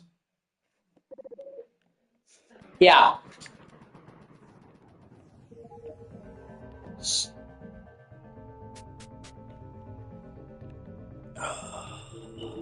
Yeah, people were being like really upset because oh god, I get really upset at people, man. People piss me off because they're like dumb as shit and it really bothers me. Like I try not to let people's stupidity get to me.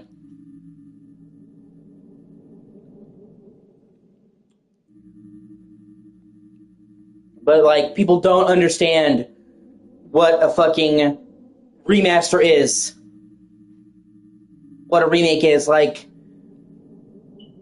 you know, in the new Metal Gear Solid 3 remake, Delta, they've pretty much stated, you know, the gameplay is being modernized.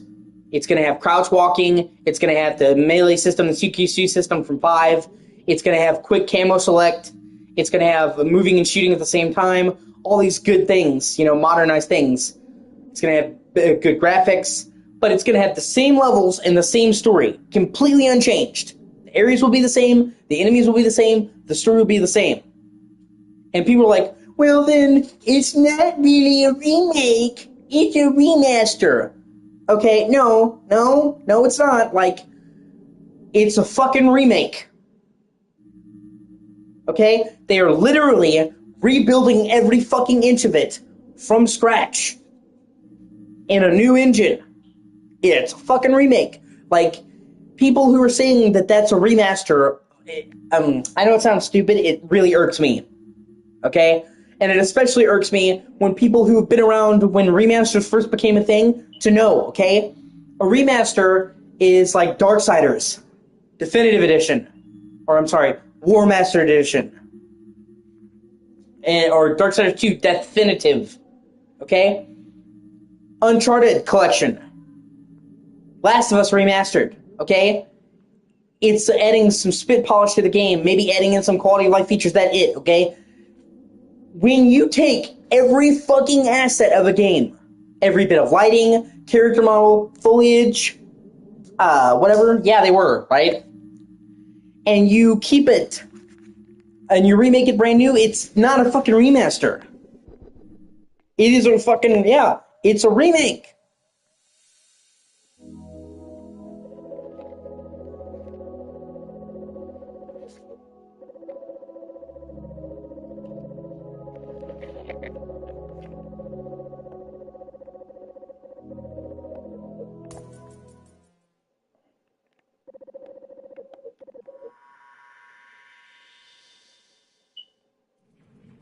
And, like, I'm actually fucking relieved.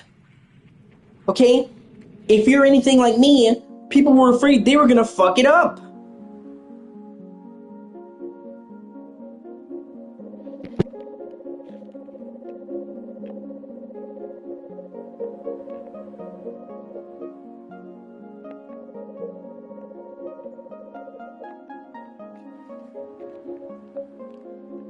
Like, you know, and it's once again, it's proof that nobody's ever fucking happy. Because when they first announced this remake, people were like, man, I hope they don't modernize it and fuck it up, they don't make it woke. You know, I hope they leave Kojima's vision alone. Then they're like, no, we're leaving it completely as it is. We're leaving it Kojima's vision. They're like, oh man, now I wish they had changed it. It's like, really?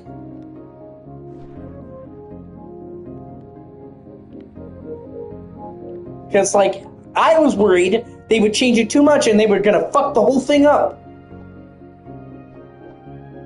Kojima has a singular fucking vision.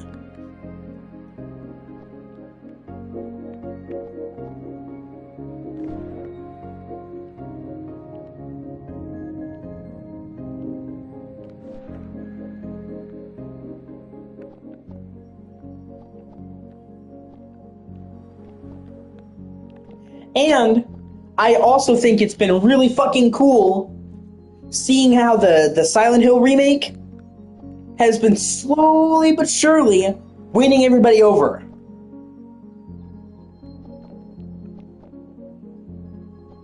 Because, you know, when they first showed it, I thought it looked good, but people hated it. Every single time they've been showing the Silent Hill 2 remake, it's been like, well, it looks better. And, like, I noticed when they showed the most recent trailer, the story trailer, it completely changed. Now pretty much the whole fan base is on board. And I have to admit, like, the fucking Silent Hill 2 remake looks awesome. I'm a day one purchase for me. I'm really looking forward to it.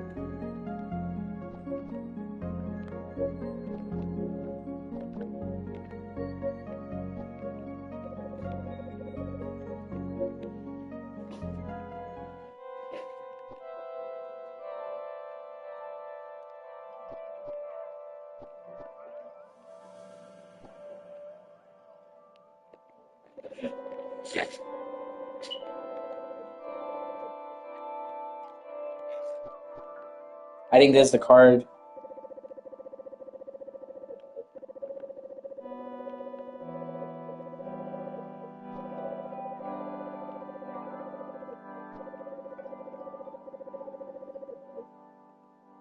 Yeah. I was cautiously optimistic. I wasn't, like, hating or anything.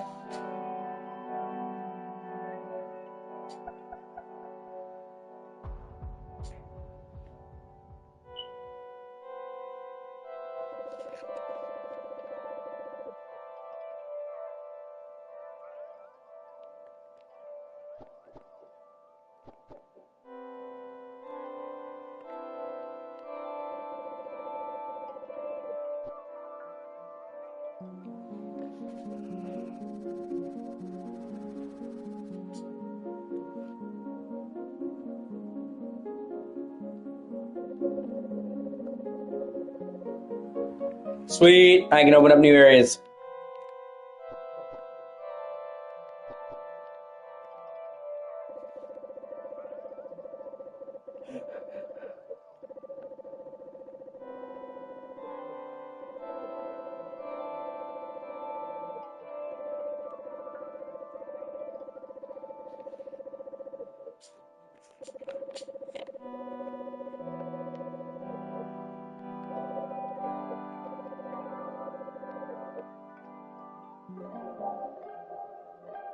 Boom! Get out of the way, Dust Storm! Fuck you! But actually change the lighting in the city. That's kind of a cool detail. Because the light that's escaping is now greater.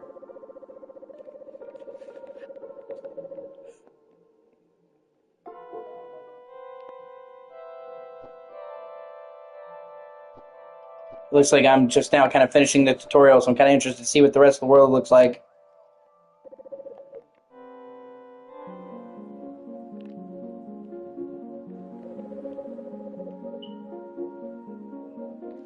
Yeah. Blue Veil Center.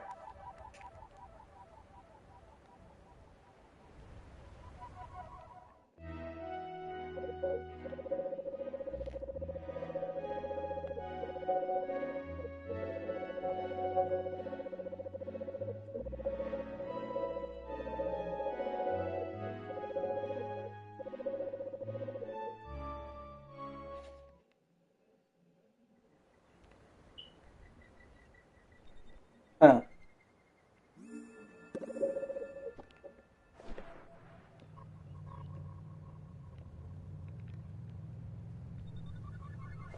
Can I just go anyway? Or it's like, I guess I can.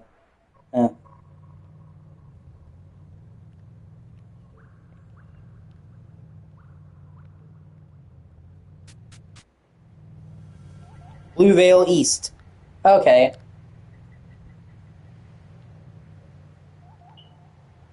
Okay, now we're getting some actual bigger areas that are meant to be driven around. That's kind of cool. At least it doesn't stop your car when you're entering exiting zones. That's kind of cool. I'm kind of trying to see what's in each direction.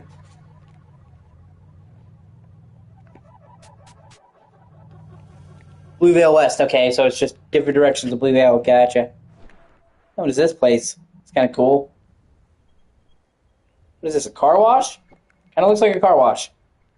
Like a weird, like, cathedral car wash. Lusk car wash. Yeah, it is.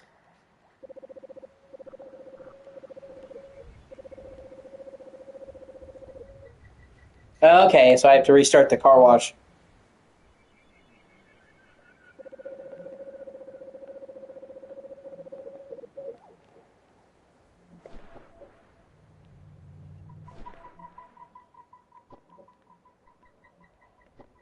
Well, he said it's on the roof, but I can't seem to find a way to get to the roof.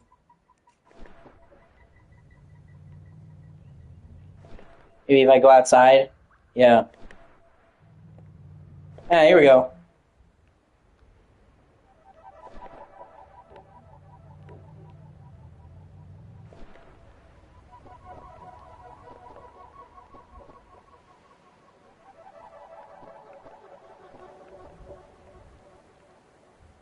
Oh, okay.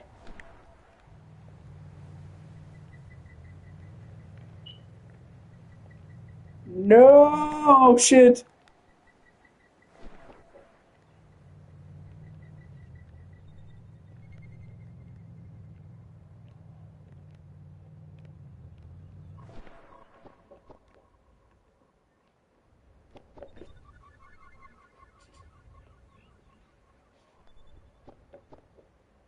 This game is like a fucking trip, though.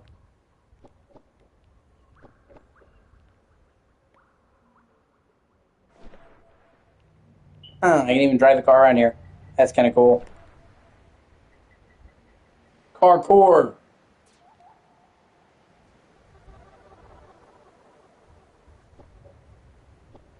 Oh, there we go.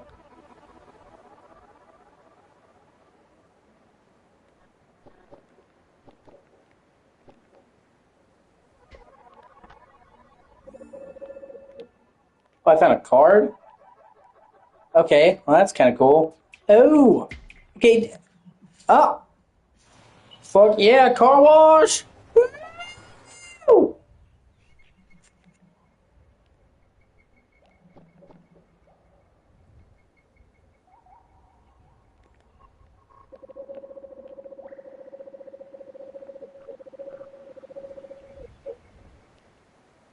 Okay, I feel like I'm supposed to go through here in the car form, so...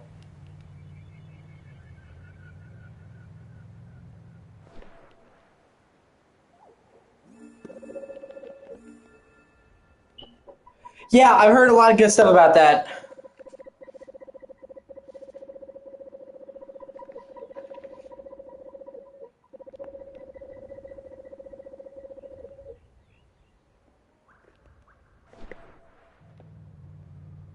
I had a friend who's into Dragon Ball Z, as I've talked about. He's crazy about Dragon Ball Z. He's kind of why I'm not into Dragon Ball Z. Because he literally, that's all he ever fucking talked about. He made me sick of it. Like, this guy would literally go around quoting every single thing that Goku said. Every conversation we had, it just... As a kid, I was into Dragon Ball, but, like, he kind of single-handedly got me out of Dragon Ball.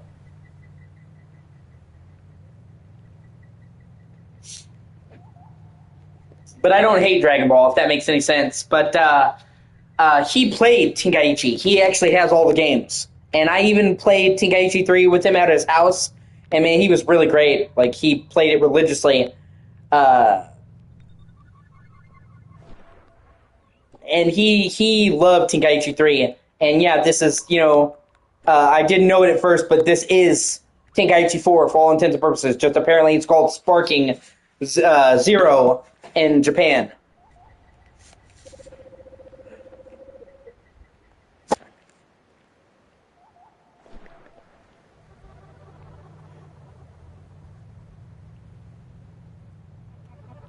Oh shit!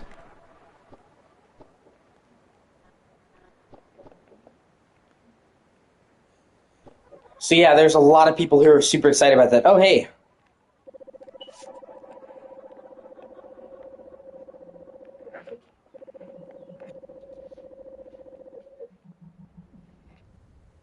Yeah, I heard about that. I also heard Raging Blast wasn't good.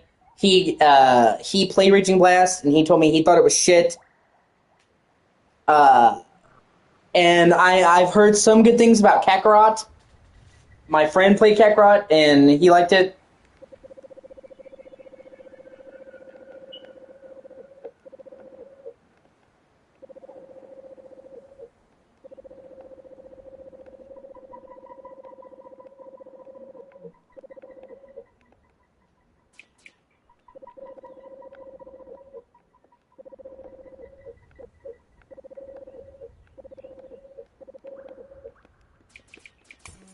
Going in a rock guide.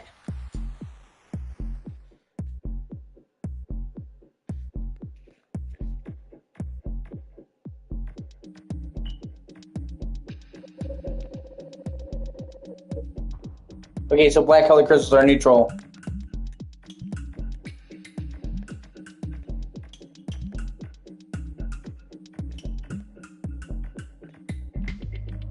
Shit.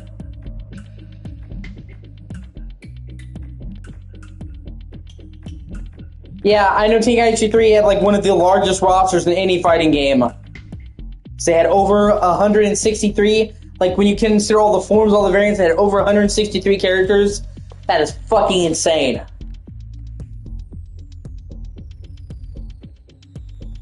Kakarot! Kakarot! Corporeal tunnel syndrome.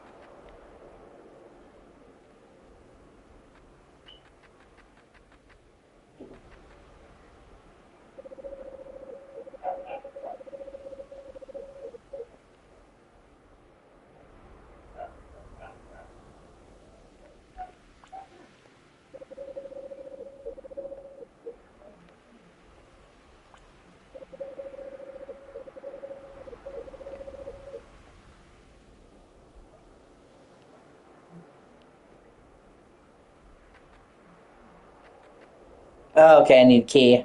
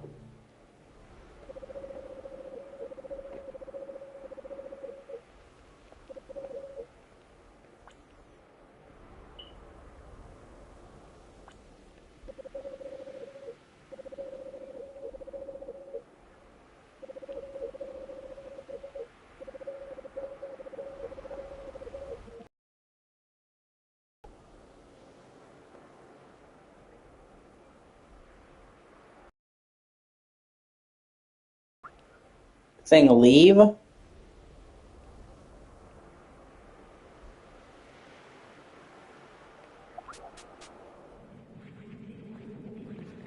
I wonder if that's... Oh, shit. Oh, that's cool. Okay, so I'm using his digital shit to climb up. Okay, and like their inner, like the 3D and 2D shit's overlapping. That's cool.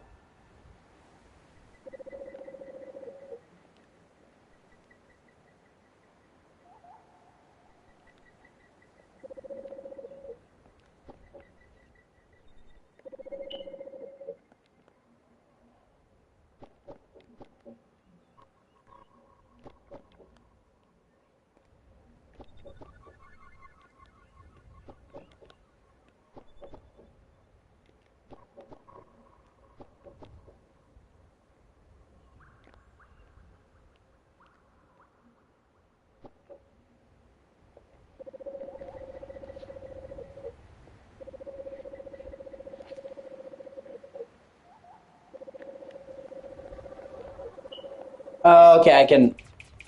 Okay, we're going into the house.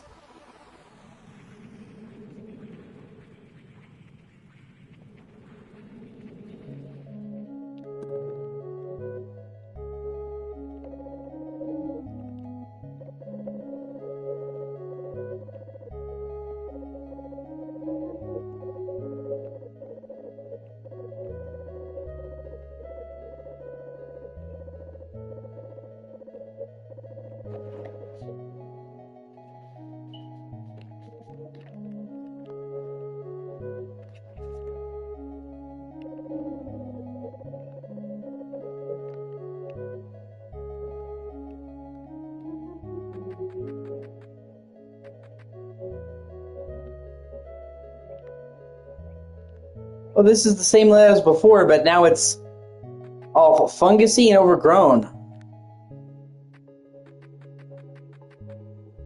So it's kind of telling me the story? That's interesting.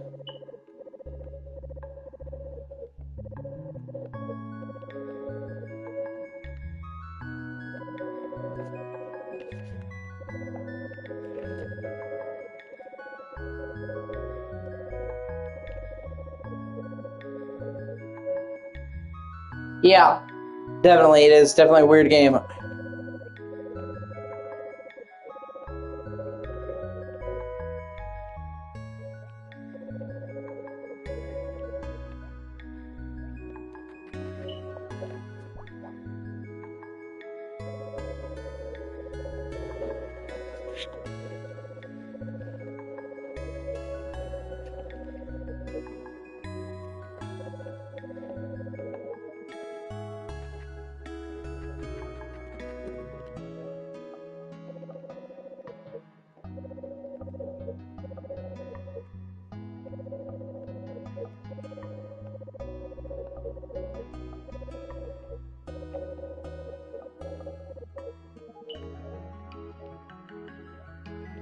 All right.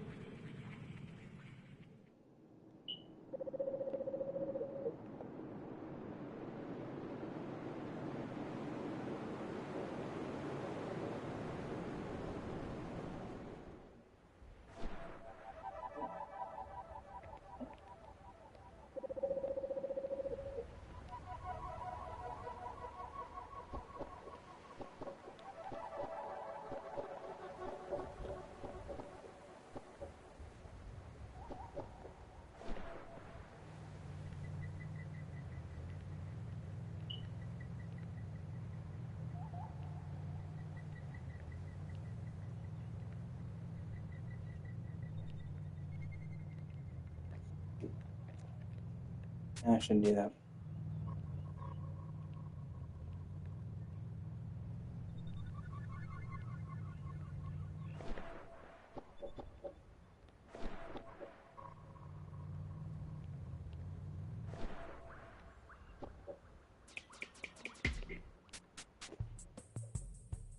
What the fuck?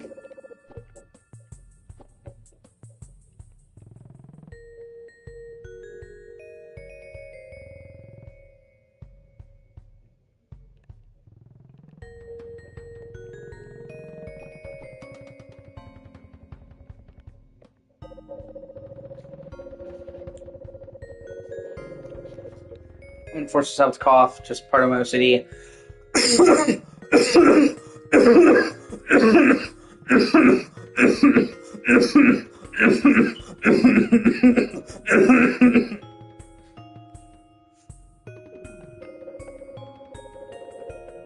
Say I have to do fucking 25 OCD.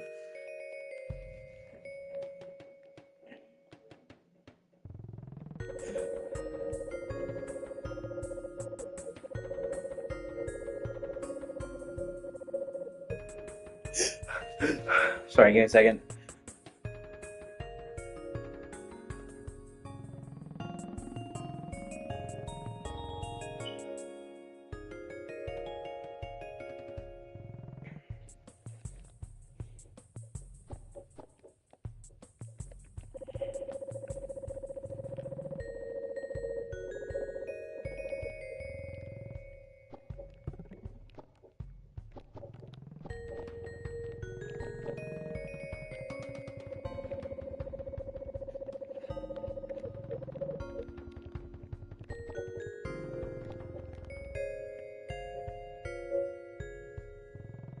Oh shit.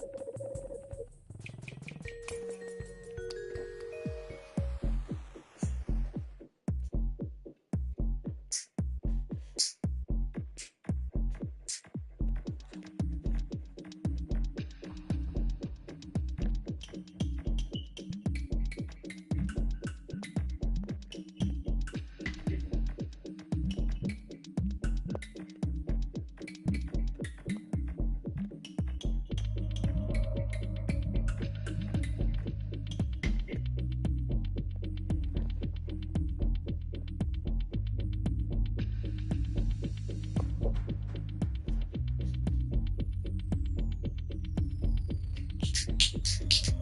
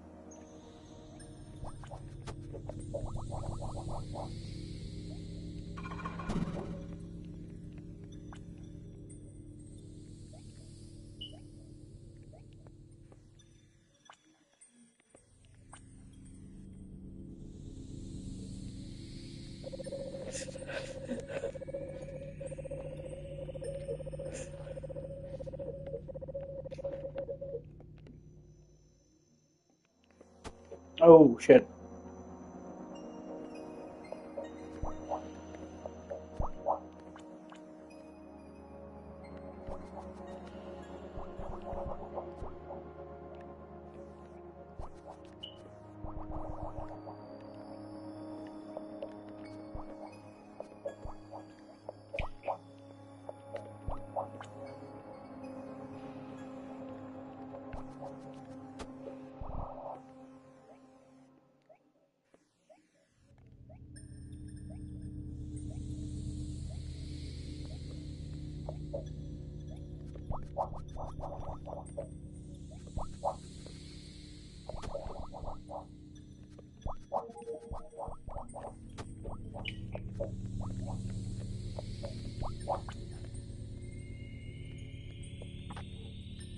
AK. Sweet.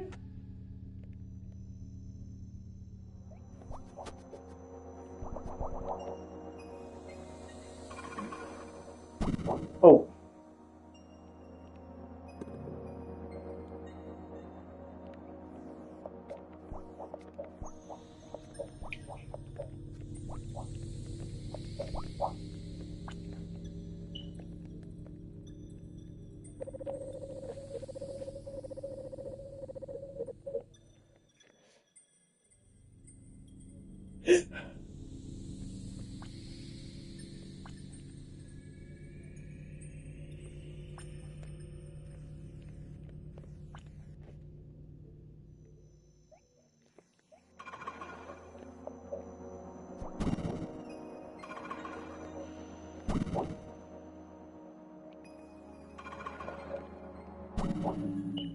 Shit.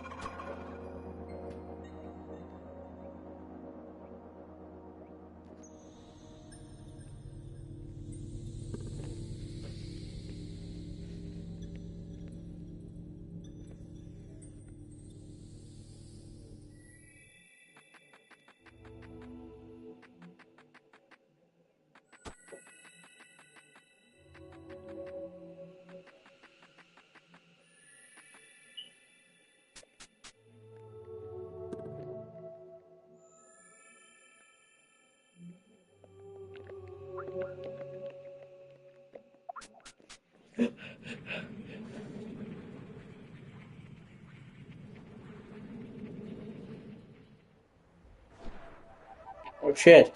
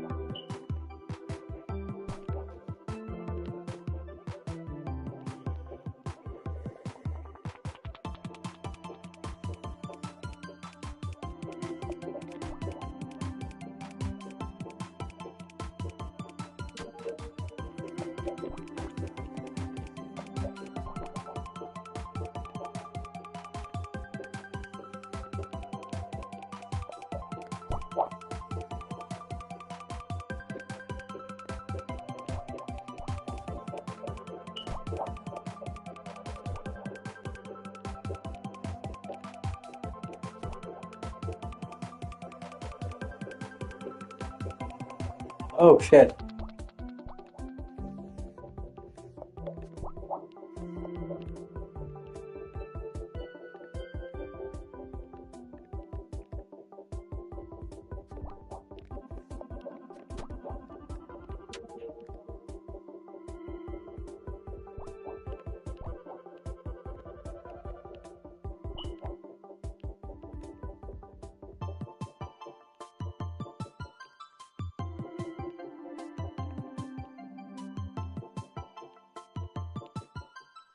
Shit.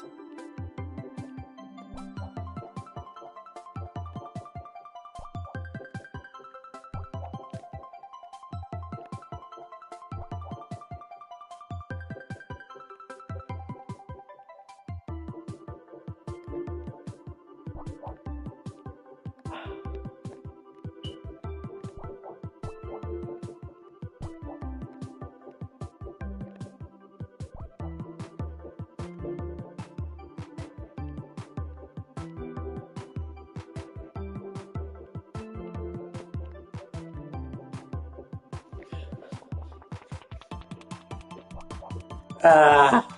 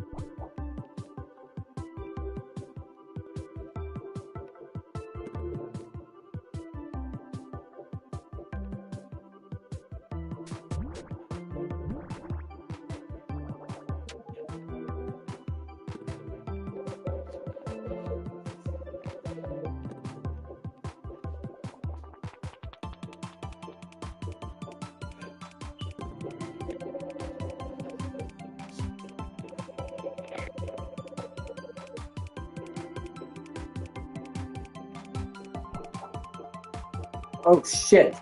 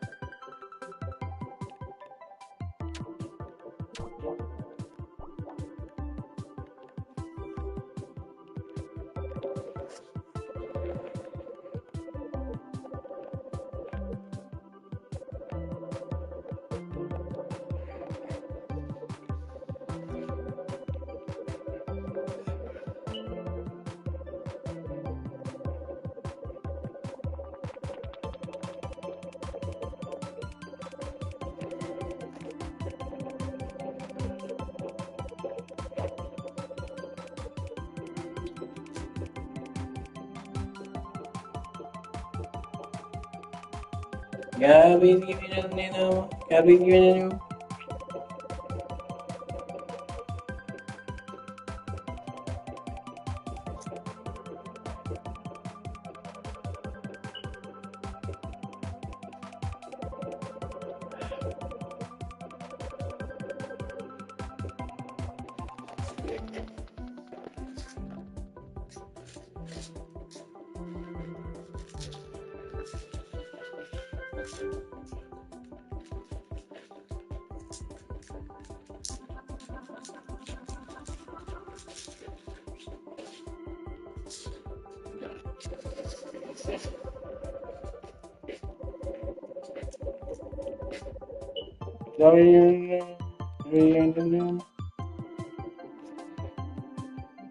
Hey, look at my shit so I can do them. Hey, look at this bed, look at my shit so I can do them. What are you doing in there?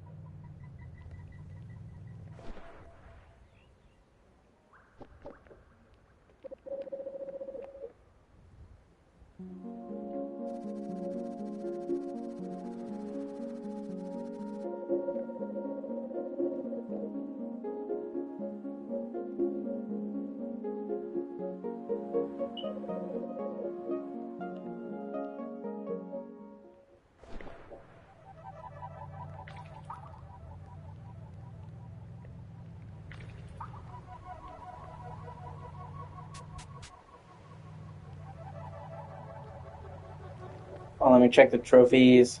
I'll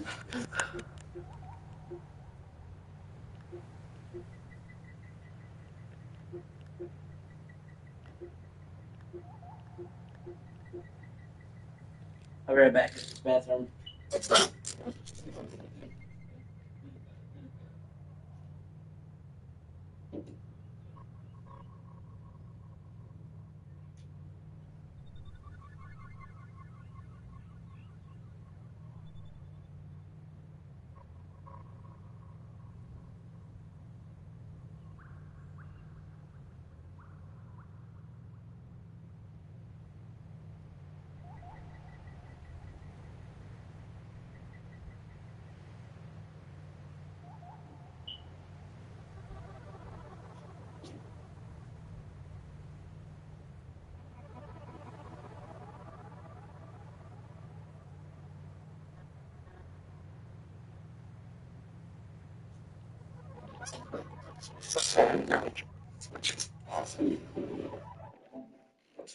Sorry, just trying to.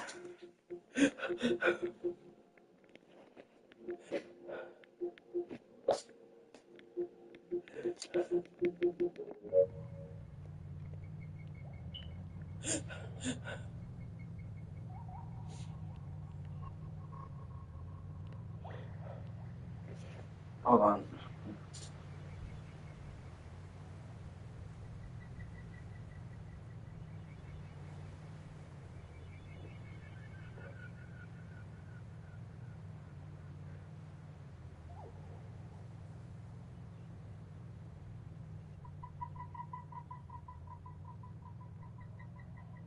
You watch, I appreciate you.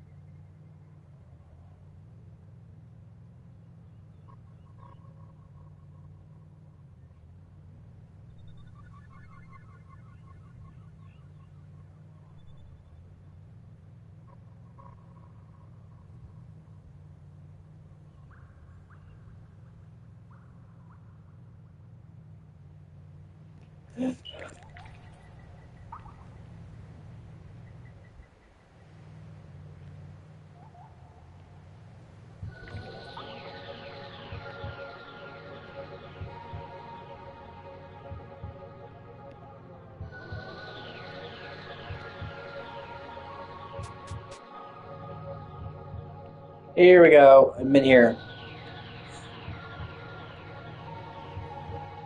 Well, I was here only for a little bit.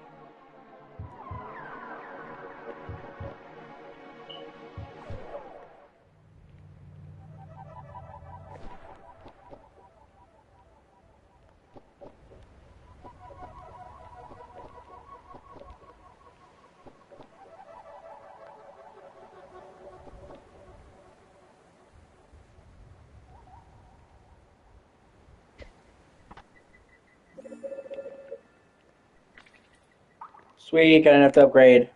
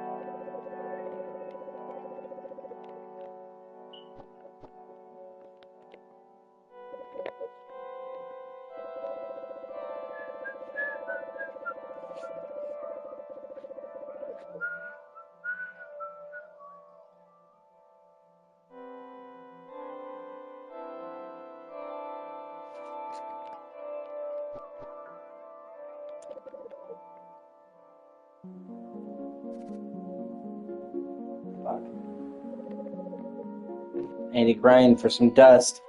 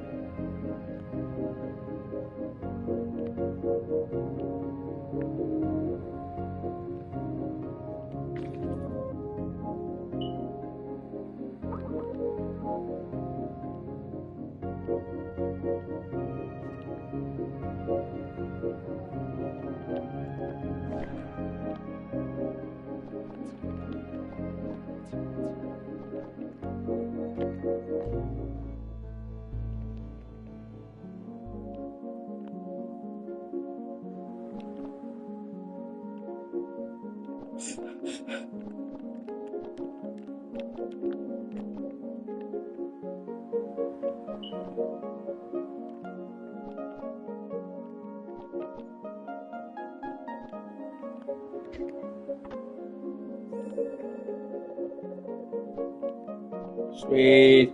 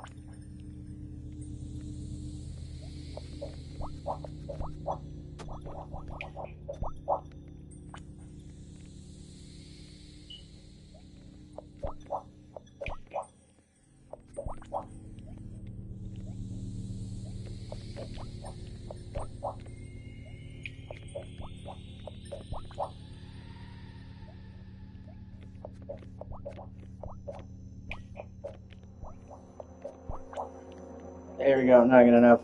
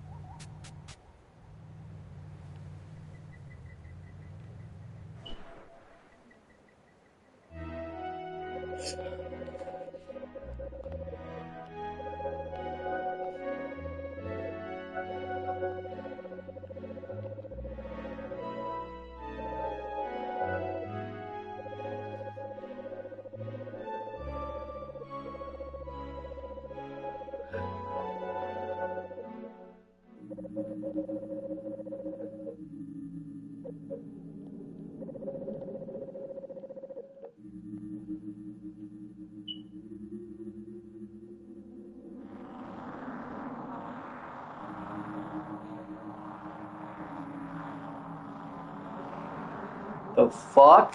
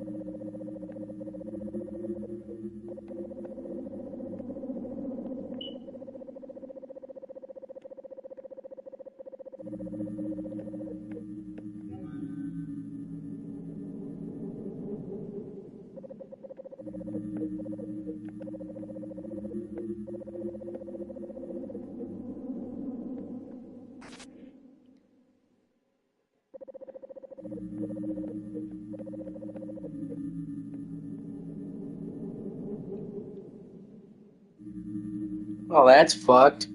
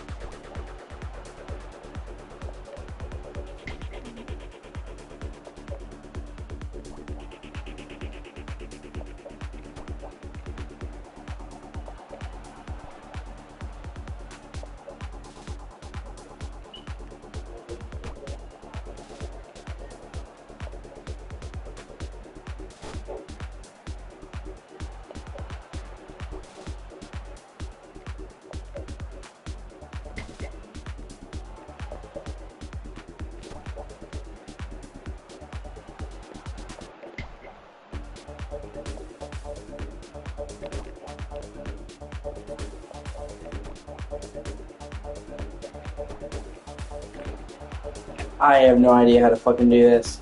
I need to look this up.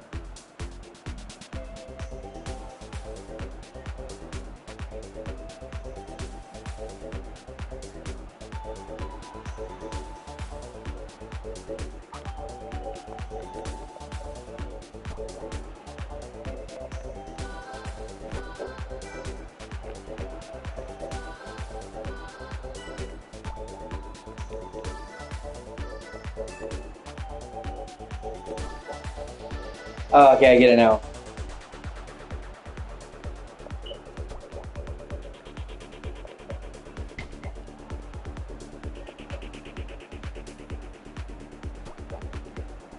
Or I.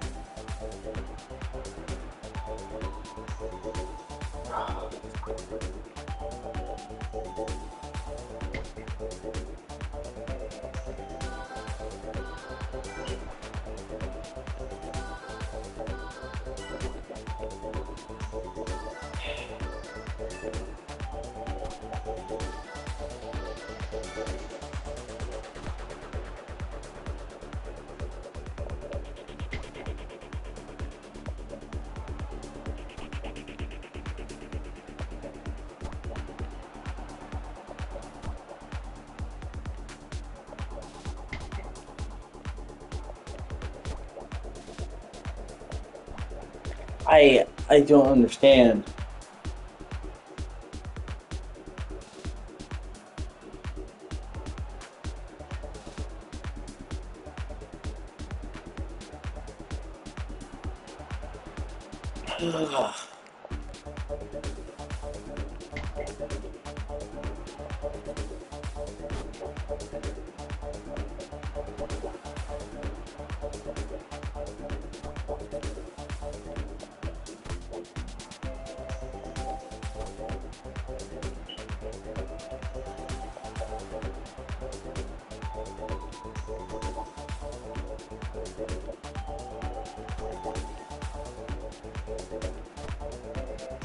Oh my god.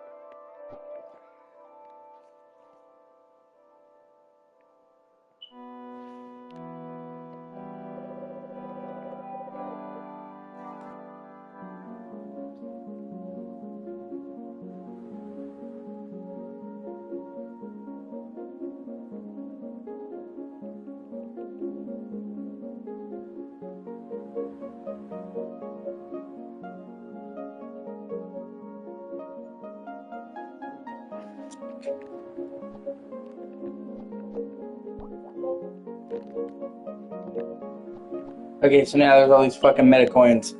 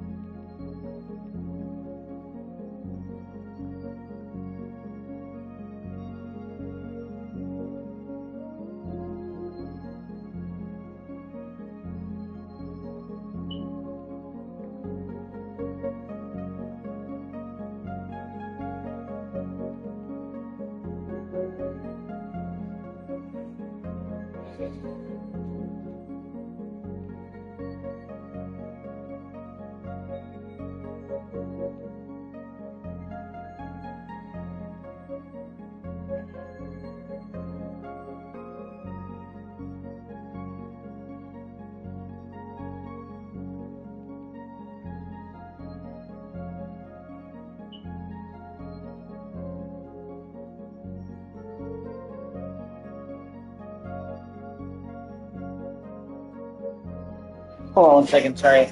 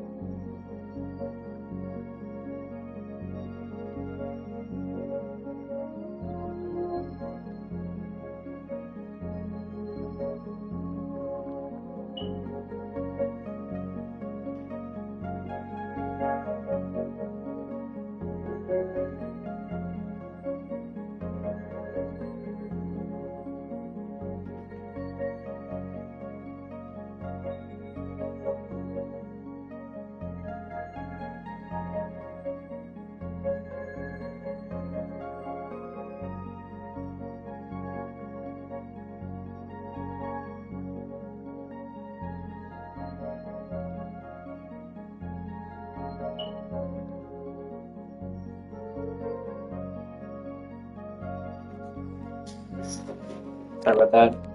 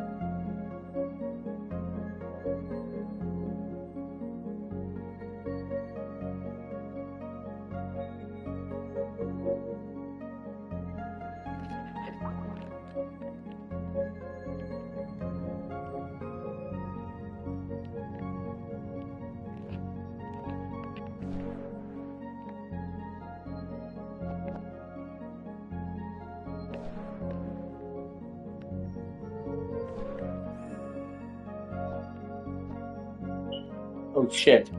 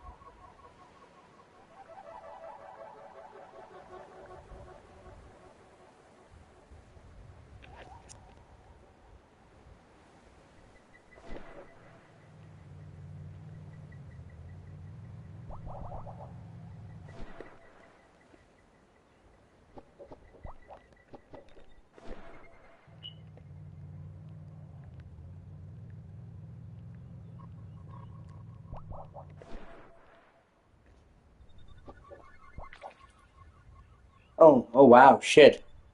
I went to Vladimir areas, fuck.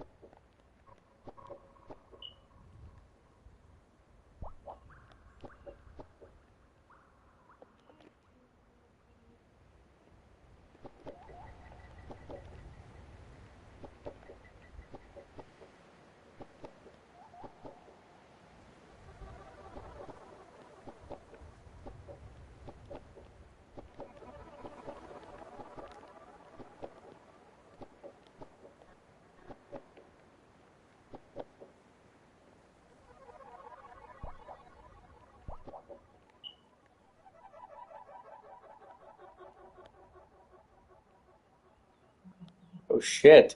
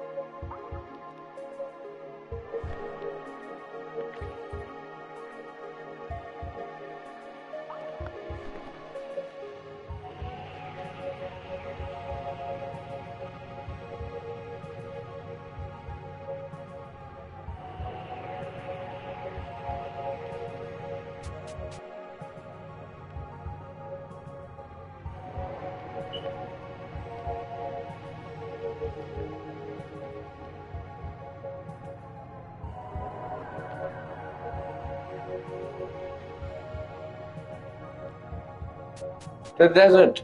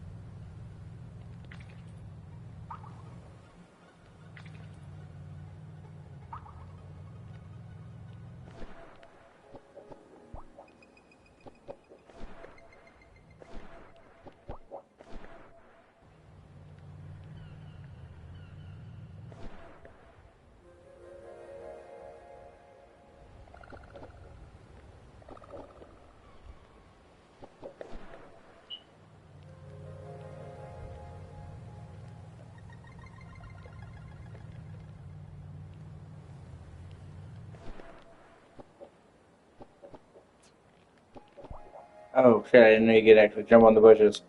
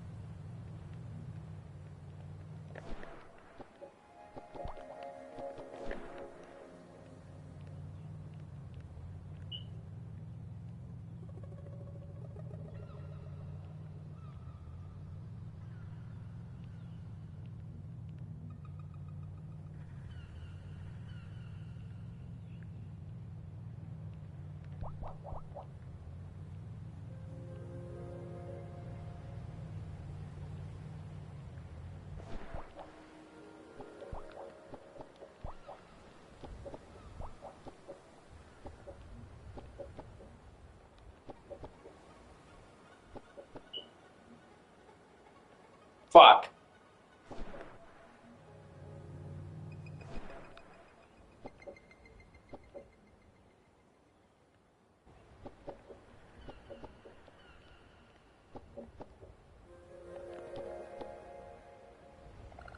Are you gonna be fucking?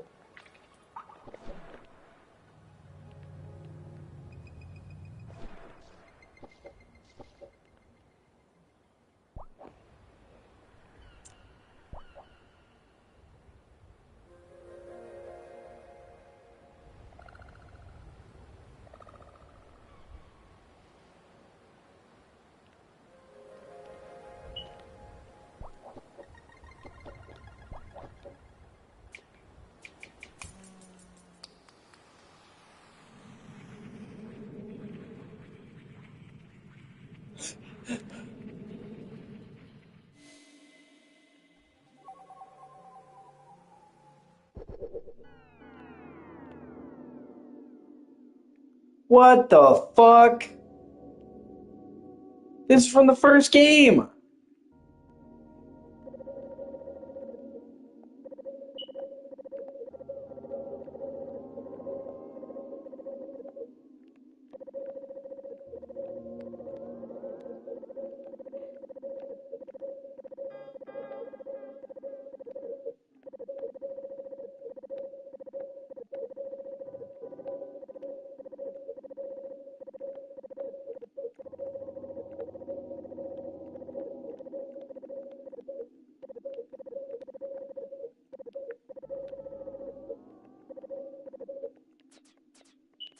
Oh shit.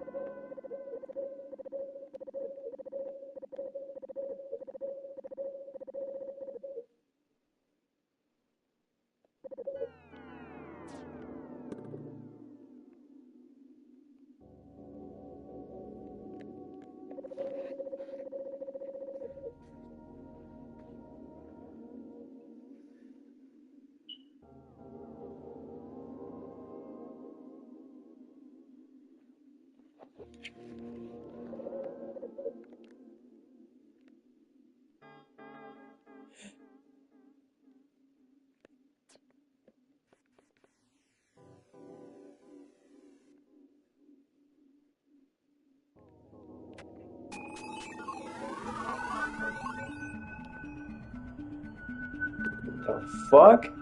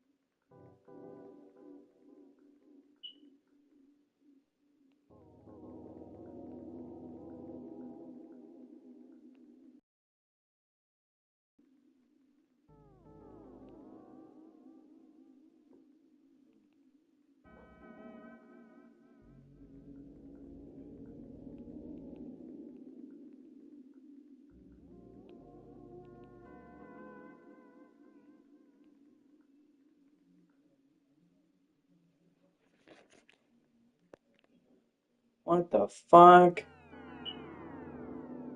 What?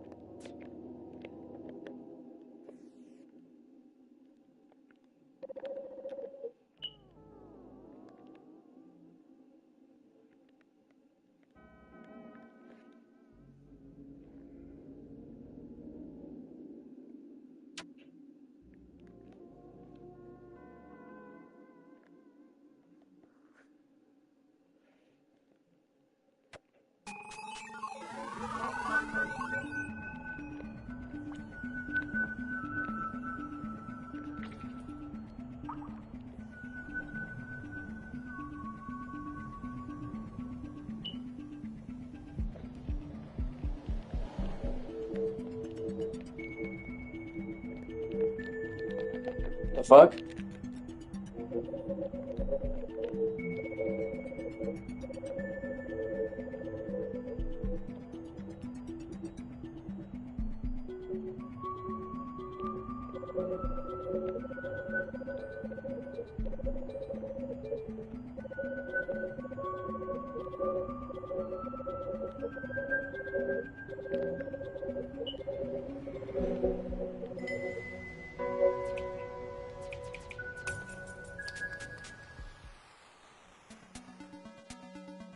What the fuck?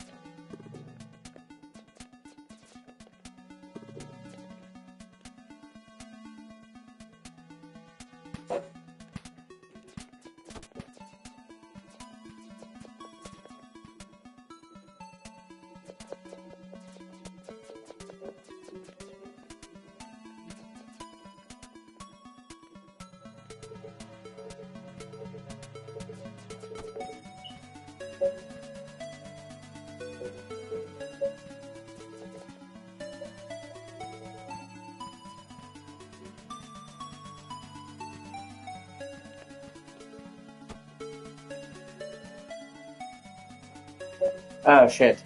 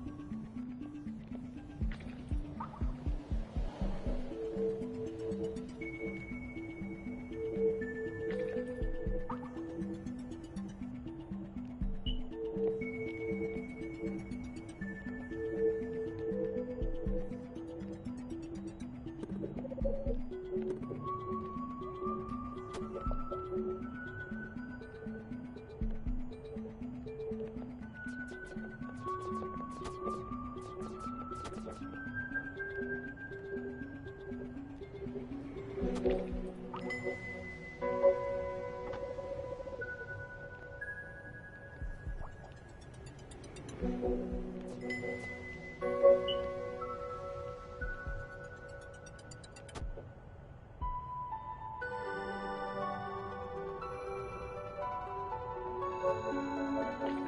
I'm gonna stop this part.